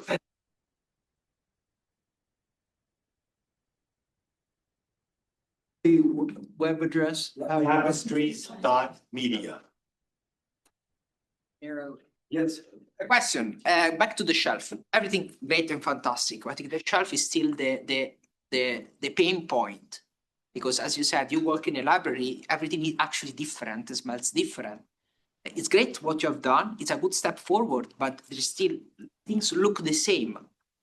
Do you have any plan to improve on that?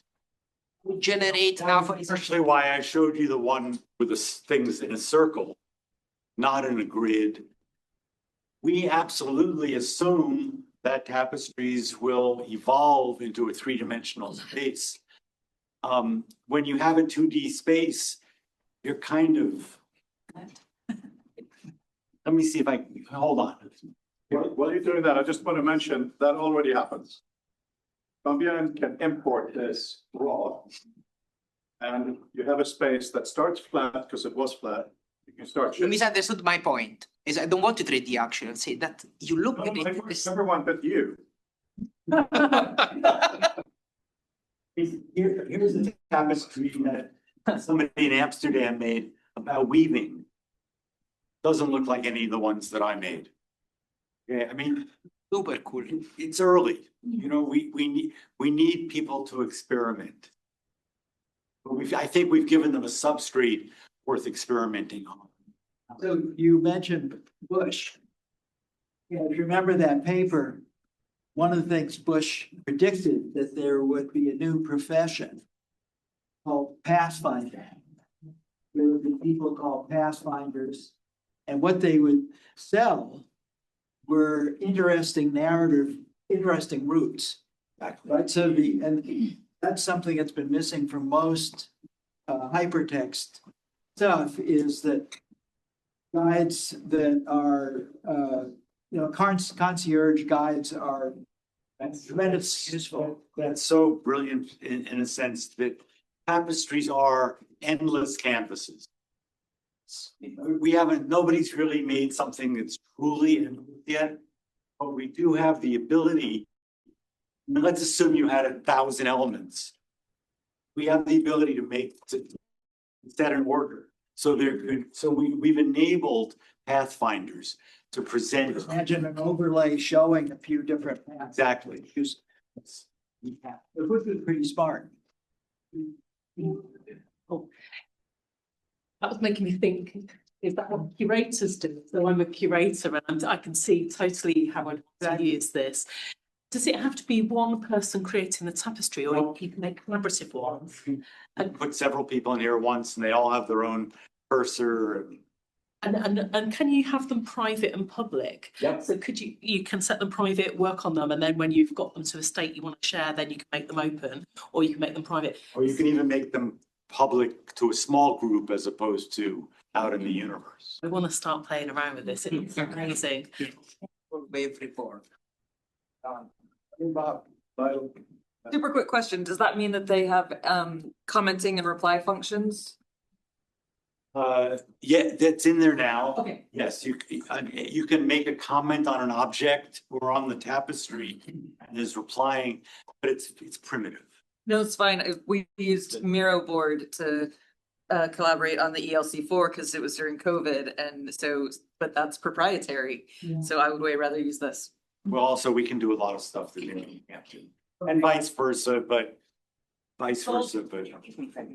Clarification, you said you can do layers of connection on it or not? It's all, What I'm saying is if you could draw a.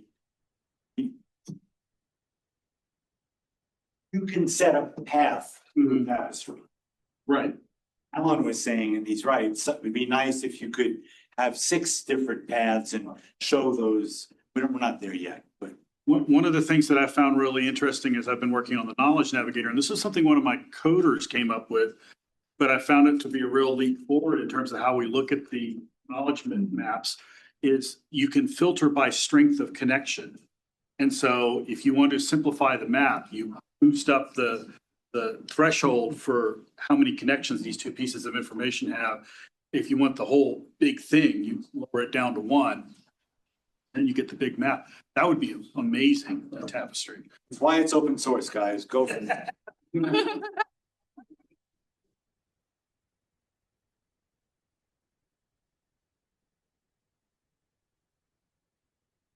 Okay, Alessio Antonini, Research Fellow, Knowledge Media Institute, the Open University. Thanks for first question at the first conference of hypertext from Dini. First invite ever, I think, from Fraud 2022, the future of text. Now I can do something that is very unpleasant and say, I told you so. In 2020, said the future is text. Things will become so complicated that we have to roll back in complexity, and text will be the interface for everything. That's where we are. That's about to start from. Okay. Authoring for AI. Okay, we talk about AI writing. Let's talk about people writing now. Okay, why? To write, you need to read. That's true also for machine. We're talking about machines that have to read a lot so they can produce content. So I start to think about it, which kind of reader the AI is, okay? Because this is important. Based on what you understand, it tells you already what you produce. Somehow it's a form of destiny, thinking what you get from the environment, okay? And the machine understands people from reading. That's it. There's nobody, they are not going around, they're not looking at you, it's mostly text, in particular for this breed of AI. Okay? So I start experimenting. This is a case study with a student in Italy. Say, how do we study AI? How do you do in general to understand if a student understands? So we give them an assignment. So we took a poetry, very famous one from Rafferty, and say, now you write a song. Okay, we gave the parameters. It's what is a song? Of course, they knows what is a song. So it should be for 5 minutes. You have all the structure, and you give a genre, and you produce lyrics. We did some experiments, also say, yeah, produce a lyrics, but don't explain me why. Or change the settings, but try to keep the core. That's the point. If you say, keep what's the meaning of the poetry in the new medium, then we can see if it actually gets what's the point of the poetry. The results were very good. Why? Okay, that's strange. Social reading, it's an hypothesis. What the AI has is not just the text, but that's the social context about it. All books written about this poet and this poetry, the commentary, that of course you can understand what is the point, but that's not what they're doing. So let's continue, okay? If you want to know more, actually, I forgot, is a very good paper from Hypertext 2025, which explored exactly how AI reads, or don't read, because they just use the commentary. Another experiment. This is a case study working with a charity in Northern Ireland that does bibliotherapy. So they read aloud in a group session to talk about the struggles of life. They want to do it online. They want to reach audit workers, which they don't show up in person because they work. Okay, so let's do it online. Let's do it with AI, reading for them and engaging in discussion. So they have narrative assets. This is just the architecture we built, but you can notice here, if I have a pointer. I don't. You onboard the person, you have chit chat, triage. How are you? What's up? Then you select actually a narrative from the narrative assets, and then you read it, and you start to have a discussion, and then you analyze the discussion. But how AI can understand which is the right narrative for them? Okay. So we understood this problem. We start writing for the AI. Of course, I can read a narrative story. We can say searching Gutenberg works very well, but they don't know what matters for the specific task at hand, how to connect with the person. So we said, let's invent a new format, which is just an attachment. Claude will understand if it was in the room. It's just something simple. You touch on it and say, what's the setting? What's the palette? What the characters? And why does it matter, really? So you create a repository of text for the AI so the AI can understand the text. That was the idea. Okay? Authoring for AI. I didn't want to talk about it, but I think it's in order. We know about understanding of meaning. We know it's difficult, but we have thousands here of hermeneutics, semiotics. That's the mother of questions. We continue. What the AI doesn't, but we are probably about to solve it, part of it, is the grounding of real life. Okay? So Norman, in Design on Everyday Things, is very simply, there is a knowledge in the word, there is knowledge in the head, there is a knowledge in the artifact. And the AI accesses knowledge in the artifact. It doesn't walk around, doesn't have the same experience, so it lacks the grounding. Maybe a robot will fix it. Who knows? But can AI die? If a robot is wandering in the desert, will be bored to run out of energy and be completely lost. We don't know yet, but we're getting there. But current grounding is what humans write. That's our reality. But who said that the content is going to be AI generated? So we are an escape trajectory. And in fact, a lot of people is wondering, should we watermark synthetic content? What do we do, for instance, for food? We have OGM everywhere. We have organic. So probably we need to focus on the human library, because that's the grounding we provide the AI. If the robot or the AI is mining on Mars, who cares about what we feel, what we think? It's fine to be detached from us. We talk about caring, for instance. That's important. So my point is how we create this grounding, or we preserve this grounding to become blended and completely lost, is probably starting defining what makes it human, a human content, how much AI or support will make it synthetic, what is the essential. These are questions we know, of course, but we need to start to define it, because we will have a clear, more organized future. We can go forward with a little bit more trust. That's it. But one more thing. I'm working on other stuff. I want to give you a demo, but it's not possible. But Dini, come here, please. Sure, why not? I explain it while you internet. Yeah. Yeah, you can do this one. Okay. Give it a second. This is my pet project. I didn't manage to have funded for 2 years and developed in 3 days, because that's Google antimatter free. Can you see what I'm looking at? They can't see that. Wonderful. Let me show you what I'm looking at. Just looking at interface, this small eye in the corner. What it does is analyzing the text real time using a transformer locally on my machine to understand if it's complex, what is the sentiment. It's tracking the eye to understand what you're reading, so you can attach analytics about you. What is your emotion, your engagement? Are you tired? This is a work, is an experiment bench. Okay, it's not should look like. But the point, you can transform this kind of stuff into medical device. But what is the point behind it? The non-verbal engagement. Understanding people is not just text. Most of the conversation, I look at David is bored. No, he's looking at it, they say yes, good. That's normal, it's unsaid, but if the machine doesn't have an understanding or not what feedback, doesn't work. And that's the next challenge. You can test it. This is a mirror, just doing what you're doing. So if you close your eye, you're starting and it blinks. You don't need glasses, fine. You can keep that. It's all running on the machine. And it's available. It's bloody easy. But we need a problem. We need to understand what we should look at. Right? Important. Understanding people. That's important. Did you just blink? I blinked. Blink, blink. You can try. Come. Blink, blink. Yeah, maybe demo it the other way around, actually. This way. Let me come this way. Well, come and check. Okay, questions done. What?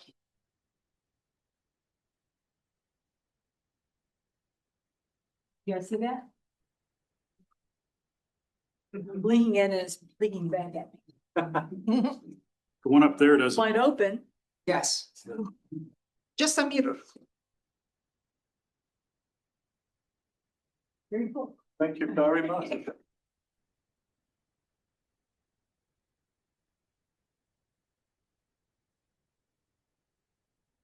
In my talk, I was mainly talking about. I said, we no longer need documents. I do think we'll still write documents, and I think this question about how we write documents is really key.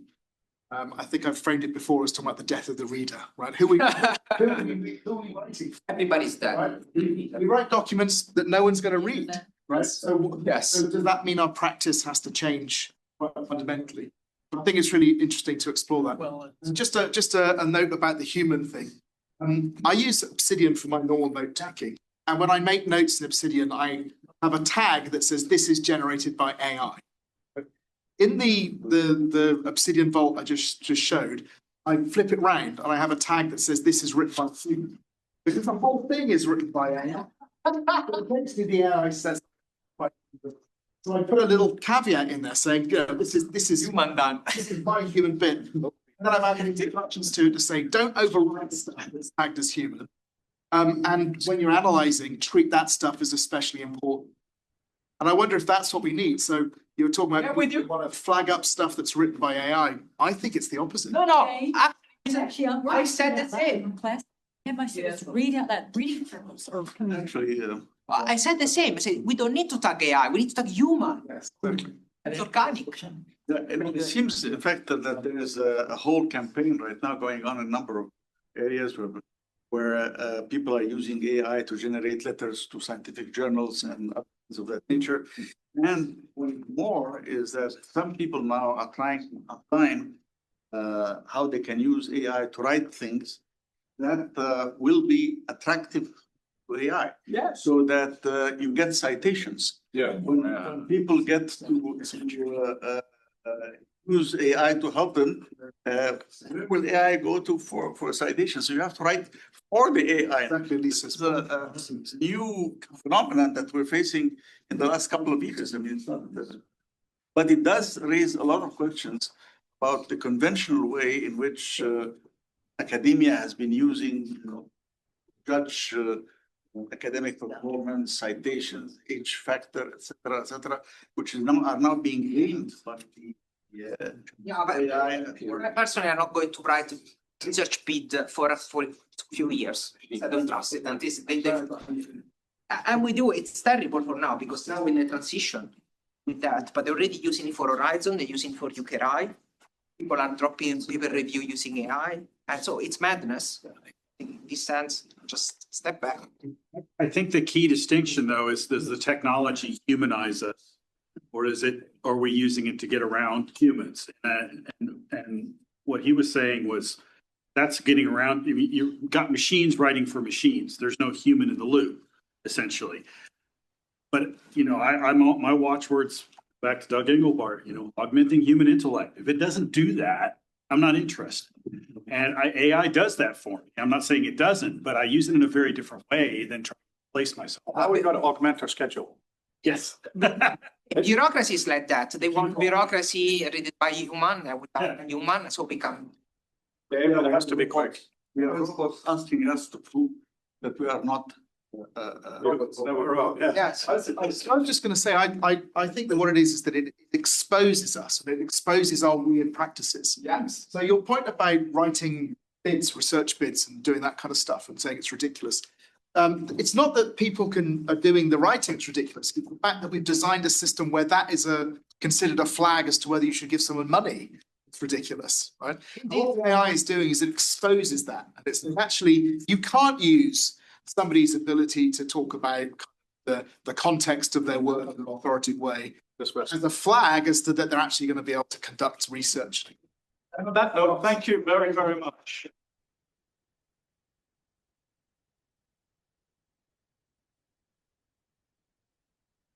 Writing with You like it?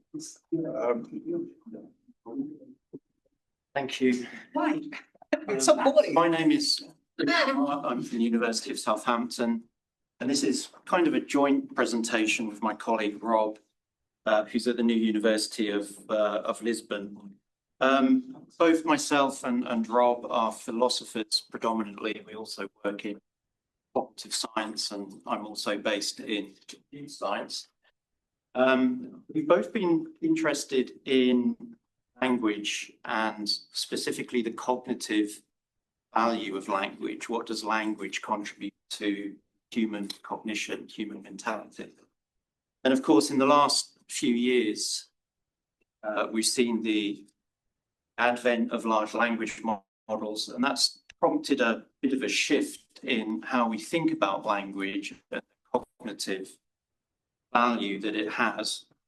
And so our focus really for much of this year has been not so much what language does for us, but what language might do for machines.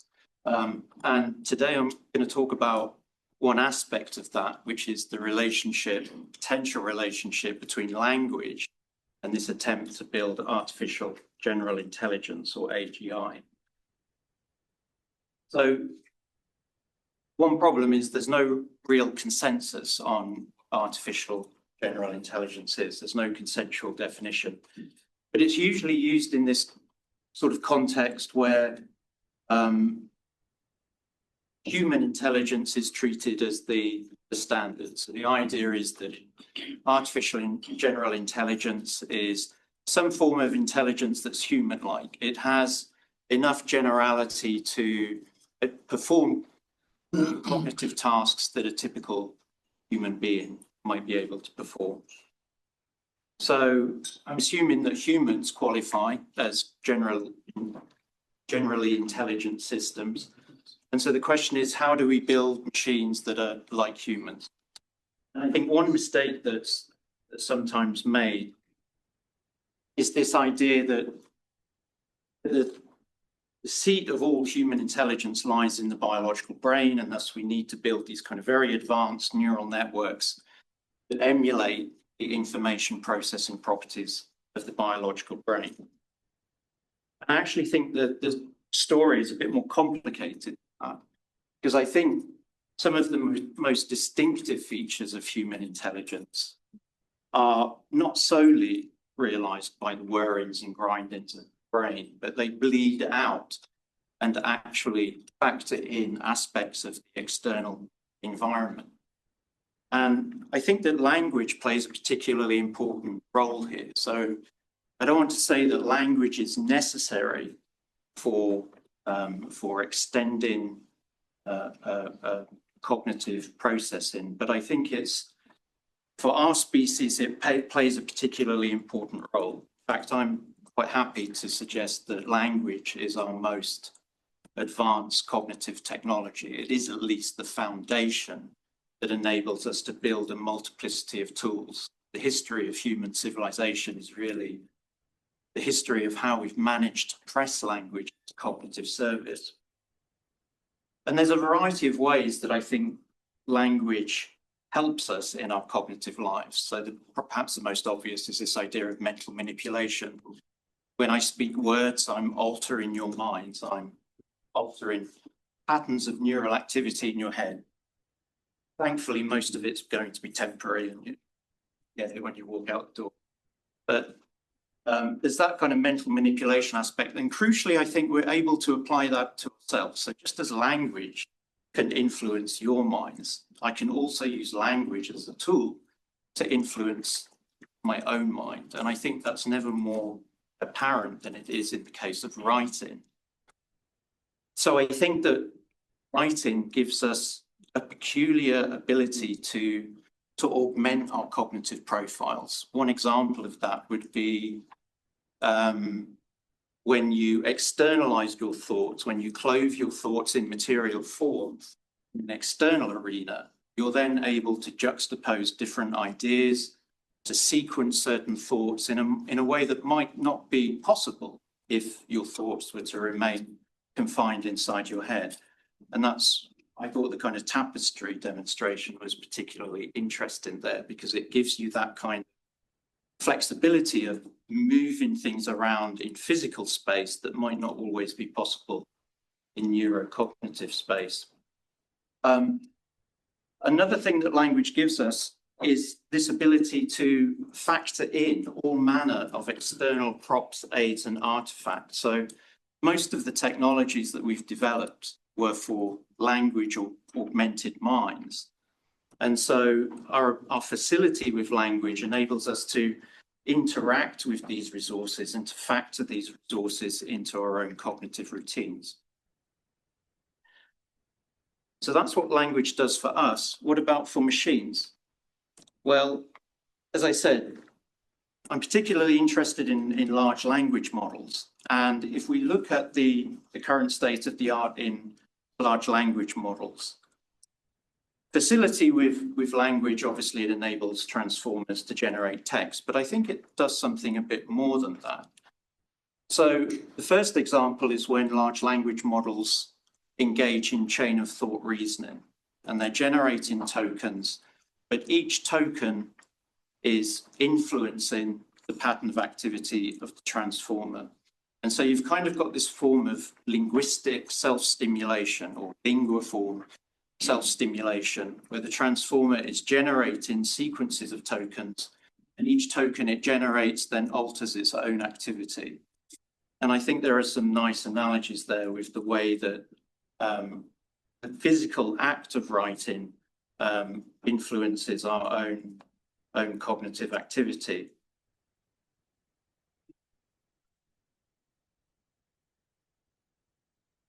Another example is when large language models invoke external resources. So you see this with ChatGPT, right?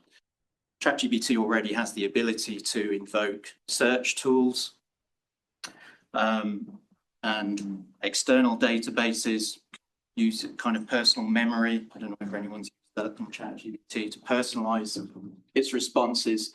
But more generally, you've got all manner of external tools being incorporated into the information processing loops of transformers.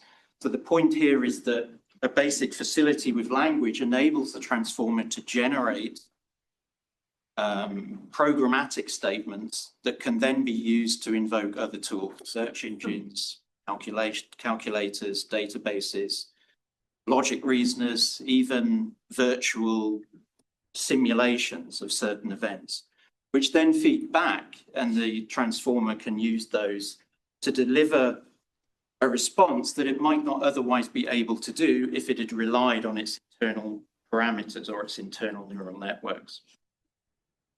And then the latest innovation in this space is this idea of large language models generating code that realizes ad hoc tools. So the transformer network is capable of doing certain things, but not others, not very good at symbolic or mathematical tasks. But what it can do is generate the code that, when executed, implements that task, and then the result is fed back into the transformer. So what I want to suggest is that our best understanding of artificial general intelligence is as a form of extended AI. What do I mean by that? What I mean is that an artificial general intelligent system has the ability to instantiate information processing circuits that exploit this wider web of material and informational resources. There's a more kind of philosophically robust definition of all that, which mercifully I'm not going to try and unpack. But the general idea here is that I think we can think of AGI as being a property of an AI system, but I don't think it can be understood in the absence of an appreciation of the wider environment it's playing. And what's the specific value of language? Well, I think it's because our current AI systems, transformers in particular, are embedded in an online environment that's home to a sizable proportion of human symbolic and technological culture. And a facility with language is crucial to making best use of that. So I think at the present time, what we're trying to do is teach large language models how to surf the online environment, how to surf this kind of online ocean of words. Thank you.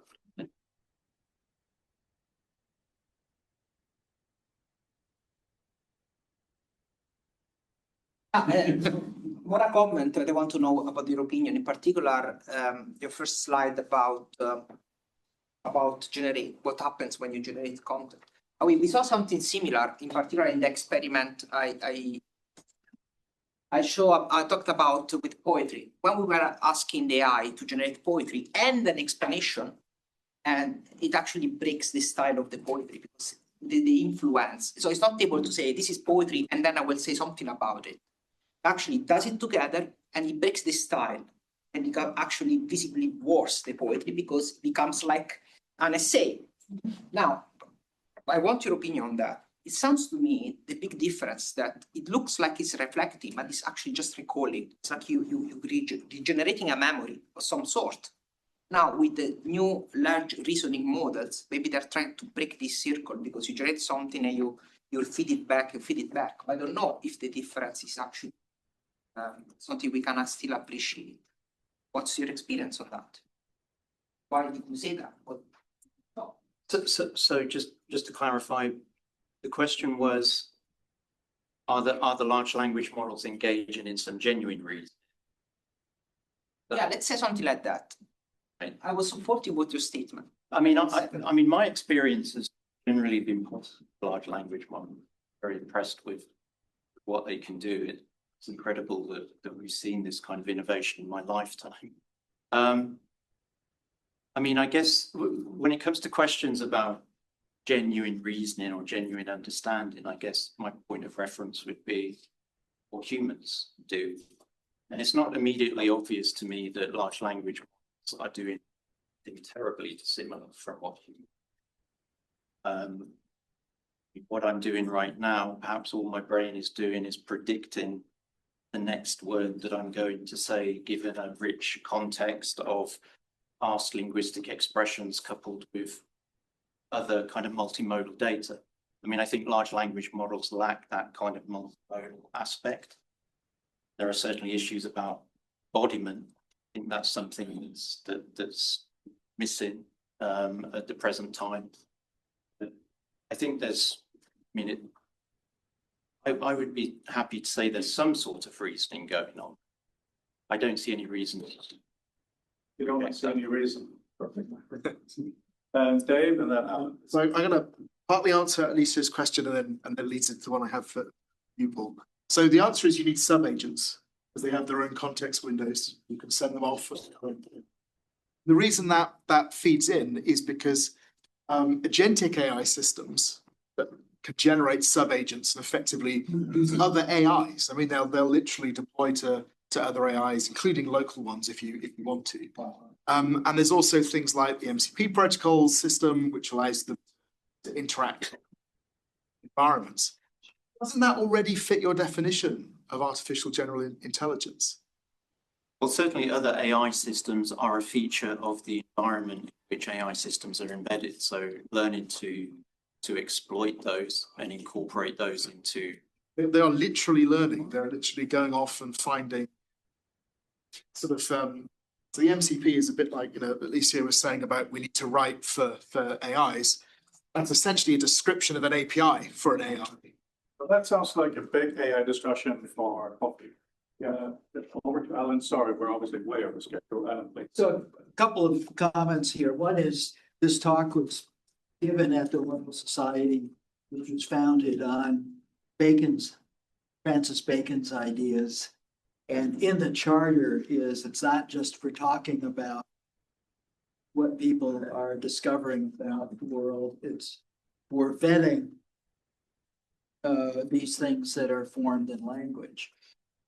And I'll just leave that for people who have read about Bacon. But in fact, the invention of science was reflected in Einstein's talk in 1921, a bunch of physicists in Berlin, where at the beginning of this famous talk, which is called Geometry and Experience, he reminds them that he says, as far as mathematics refers to reality, it is not certain. And as far as it's certain, it does not refer to reality, reminding them that the mathematics that's used in physics is an attempt at representing something that is actually out in the real world. And I'll just finish by saying I was at a meeting in 1969 at with Minsky and some generals of the army who came to find out where their robot warriors and tanks were. And Minsky said, well, maybe in 3 years we'll be able to do a dog. And one of the generals said, well, look, we don't even want regular human intelligence. We draft regular human intelligence. This is the Vietnam War. They had 2.5 million people in uniform that they trained, just as artificial intelligences are trained, to do certain things when they were told to. So the other general says, we can't, that's too fallible. We need superhuman. It's going to be of any use at all. And was pointing out something important. There's a principle called duty of care, where we actually expect more from our surgeon who fixes it, more from the engineer who designs the bridge than an ordinary. What we don't need is ordinary human intelligence let loose on. That was the craziest idea anybody. Ponder on that and set your sights much higher. Absolutely. Thank you. And thank you, Paul.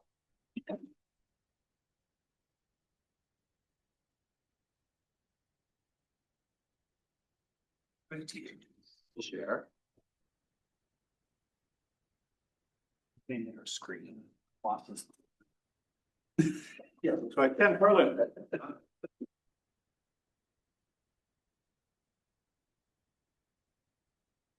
Gilligan's Island. I don't know that I'll be able to follow that. That tells us a lot.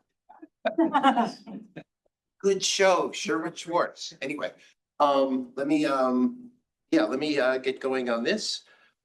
So I'm going to try to make a connection from past text to future text here. So I want to talk about the confluence of human instinct and human technology, which human instinct stays the same, but human technology keeps changing, as everyone has been talking about today. The first approximation, we only have, is this being cut off? Oh, there you go. We only really have one superpower. When I say language, I mean the fact that our cognition, very common in grammar, which as far as we know makes us unique among creatures, and is kind of the reason we're able to build things and create tools.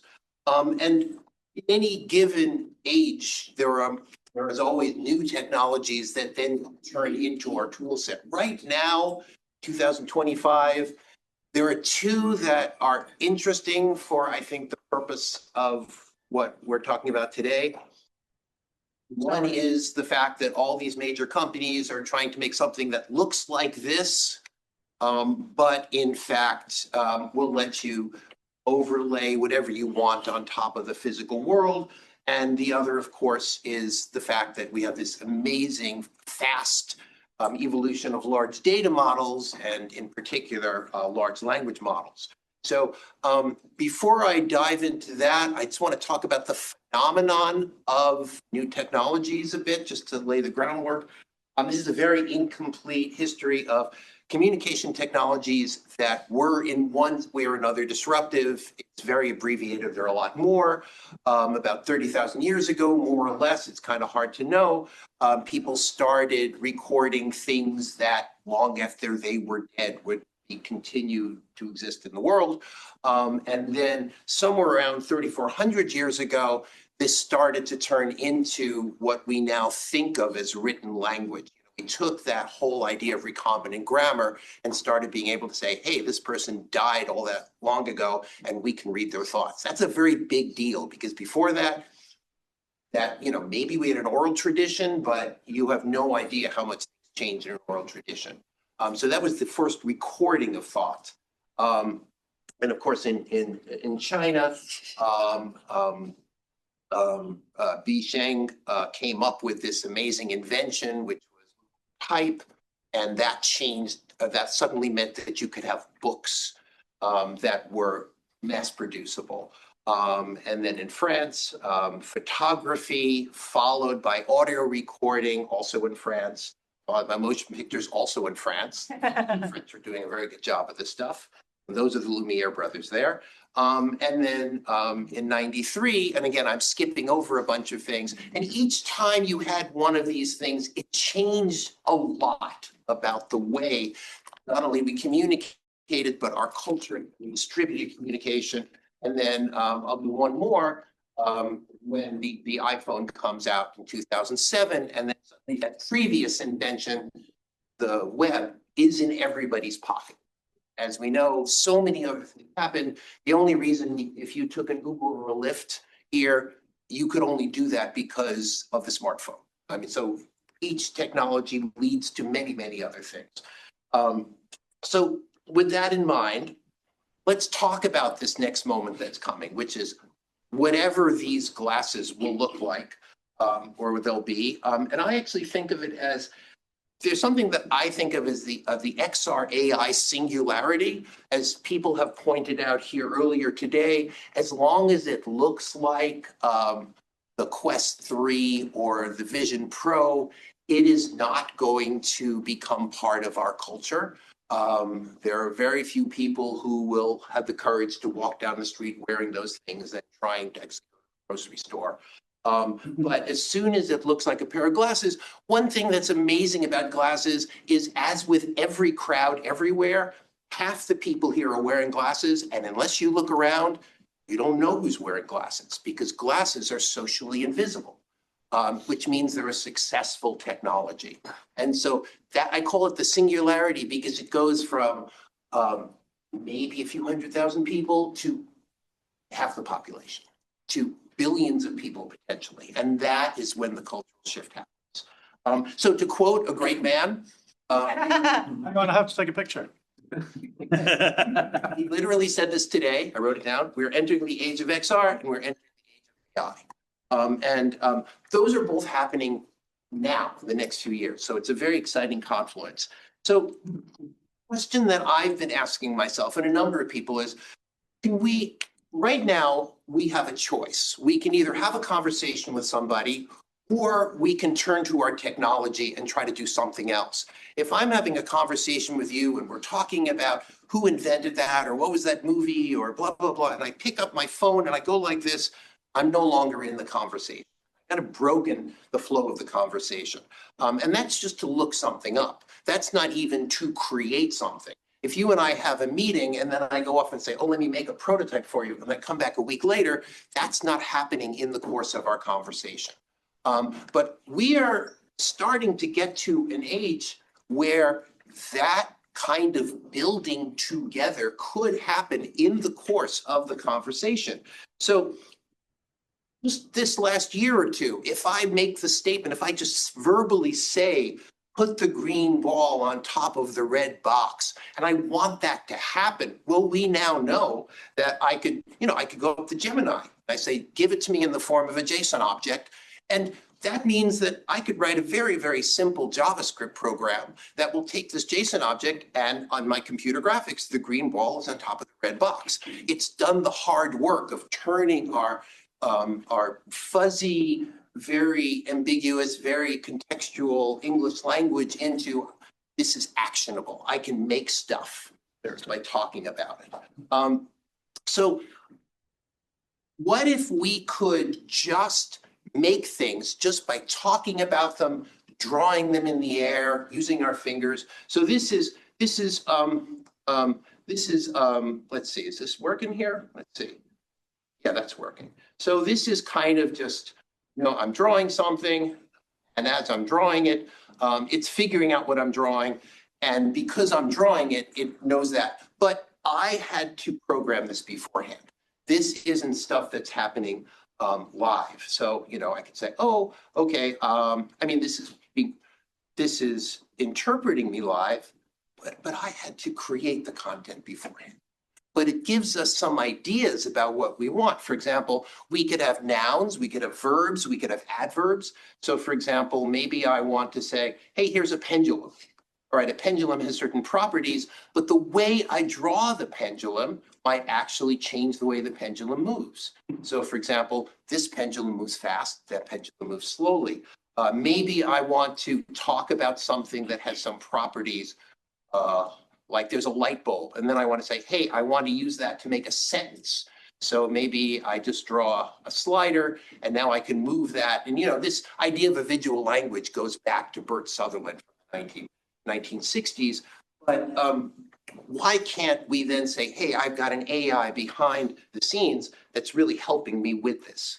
And what I would like to see, actually, this thing here is really annoying me. There you go.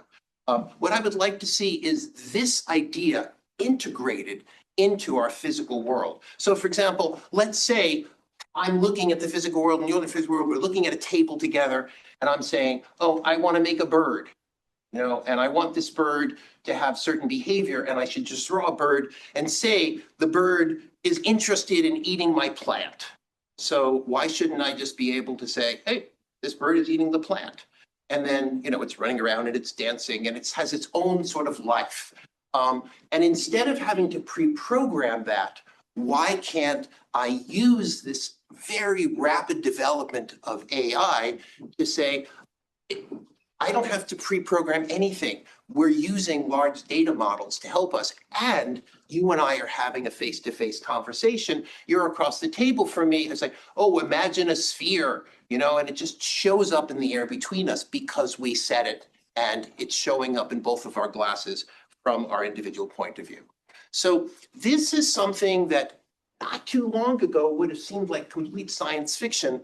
Now, everybody in this room is aware, because you know enough to know this is actually coming sometime in the next decade. There are details that are happening faster, happening slower.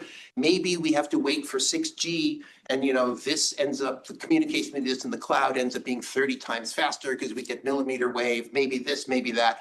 But in general essence, it's coming, and we should start thinking not about the technology, but about, as people have discussed here, the design, the implications, the sociology of it, and even the political ramifications.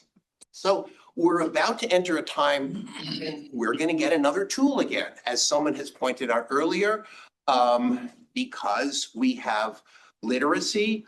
We actually do have an average higher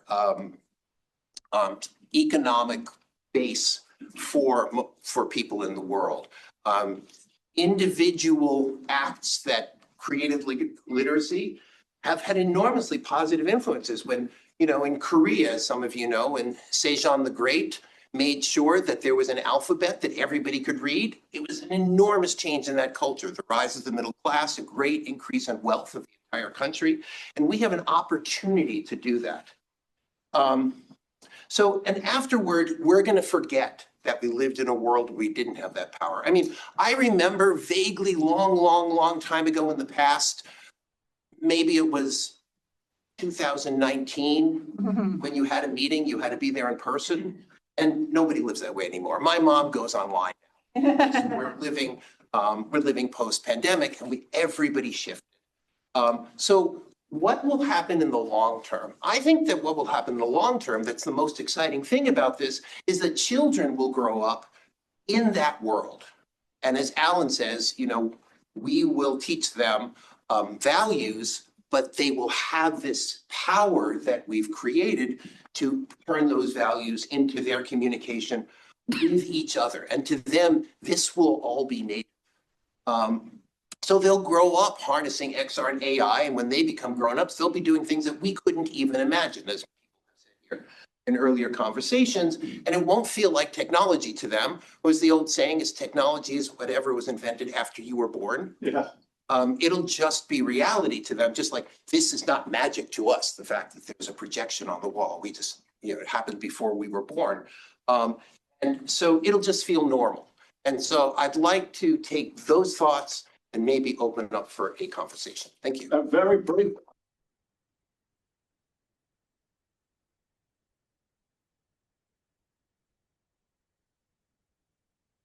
was lost because of the demo. A real tangible thing, all the ideas. Wonderful. We have to do some closing things, but Fabienne, be quick, please. Super quick. I think it's in the how we feel about it. Pretty deep, maybe deeper than again the how it's done. The technological aspect is challenging, but and then one practice I do that we should also about it. Sometimes I go offline, like I go on a holiday without the technology. Even though again I love it, but it's like to feel what it is not to have it, and eventually reconsider my practice. So it is possible even for natives, let's say, to go back and maybe reconsider again the practice, because indeed that's the challenge where it became so natural that whenever it existed, like it became transparent. And my answer is I agree. Anyone else have any questions, comments, thoughts? Yeah. We'll have to have most of them over drinks later, but yes, go ahead. Say thank you. It was a really good talk. I really enjoyed it. Thank you. I think it's about this kind of shift. Thinking we're moving into this continuous information space and the possibilities of that space. And I agree completely. It's all about how we design systems for that, and how we build systems, and how we build guardrails for the social and economic consequences. So and I'm very aware that I'm talking to the right group of people. Thank you very, very much. Sure.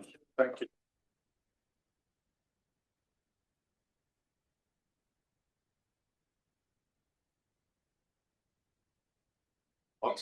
Very good. I just wanted to share with you two things. First of all, I enjoyed my day and learned tremendously from all of you, and I'm very grateful for that. But also, I feel that there was a statement which I remember from the Librarian of Congress, which fits very much with this group. And this is that in many ways we are not just researchers, we are questers. Said by that is that it is more in the fecundity of the questions than in the finality of the answers we find the best future. And I think you're all doing that. Congratulations. Thank you.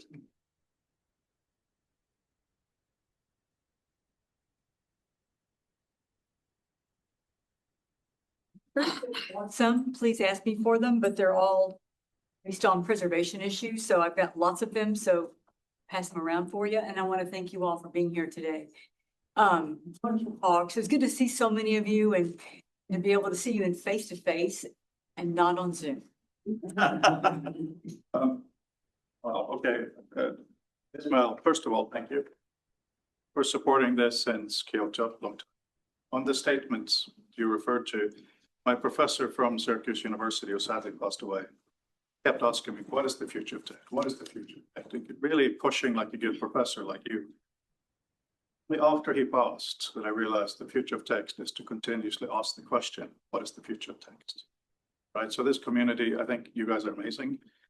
Thinking yesterday, because we have very little in common, at least I feel with most of you, these big worlds.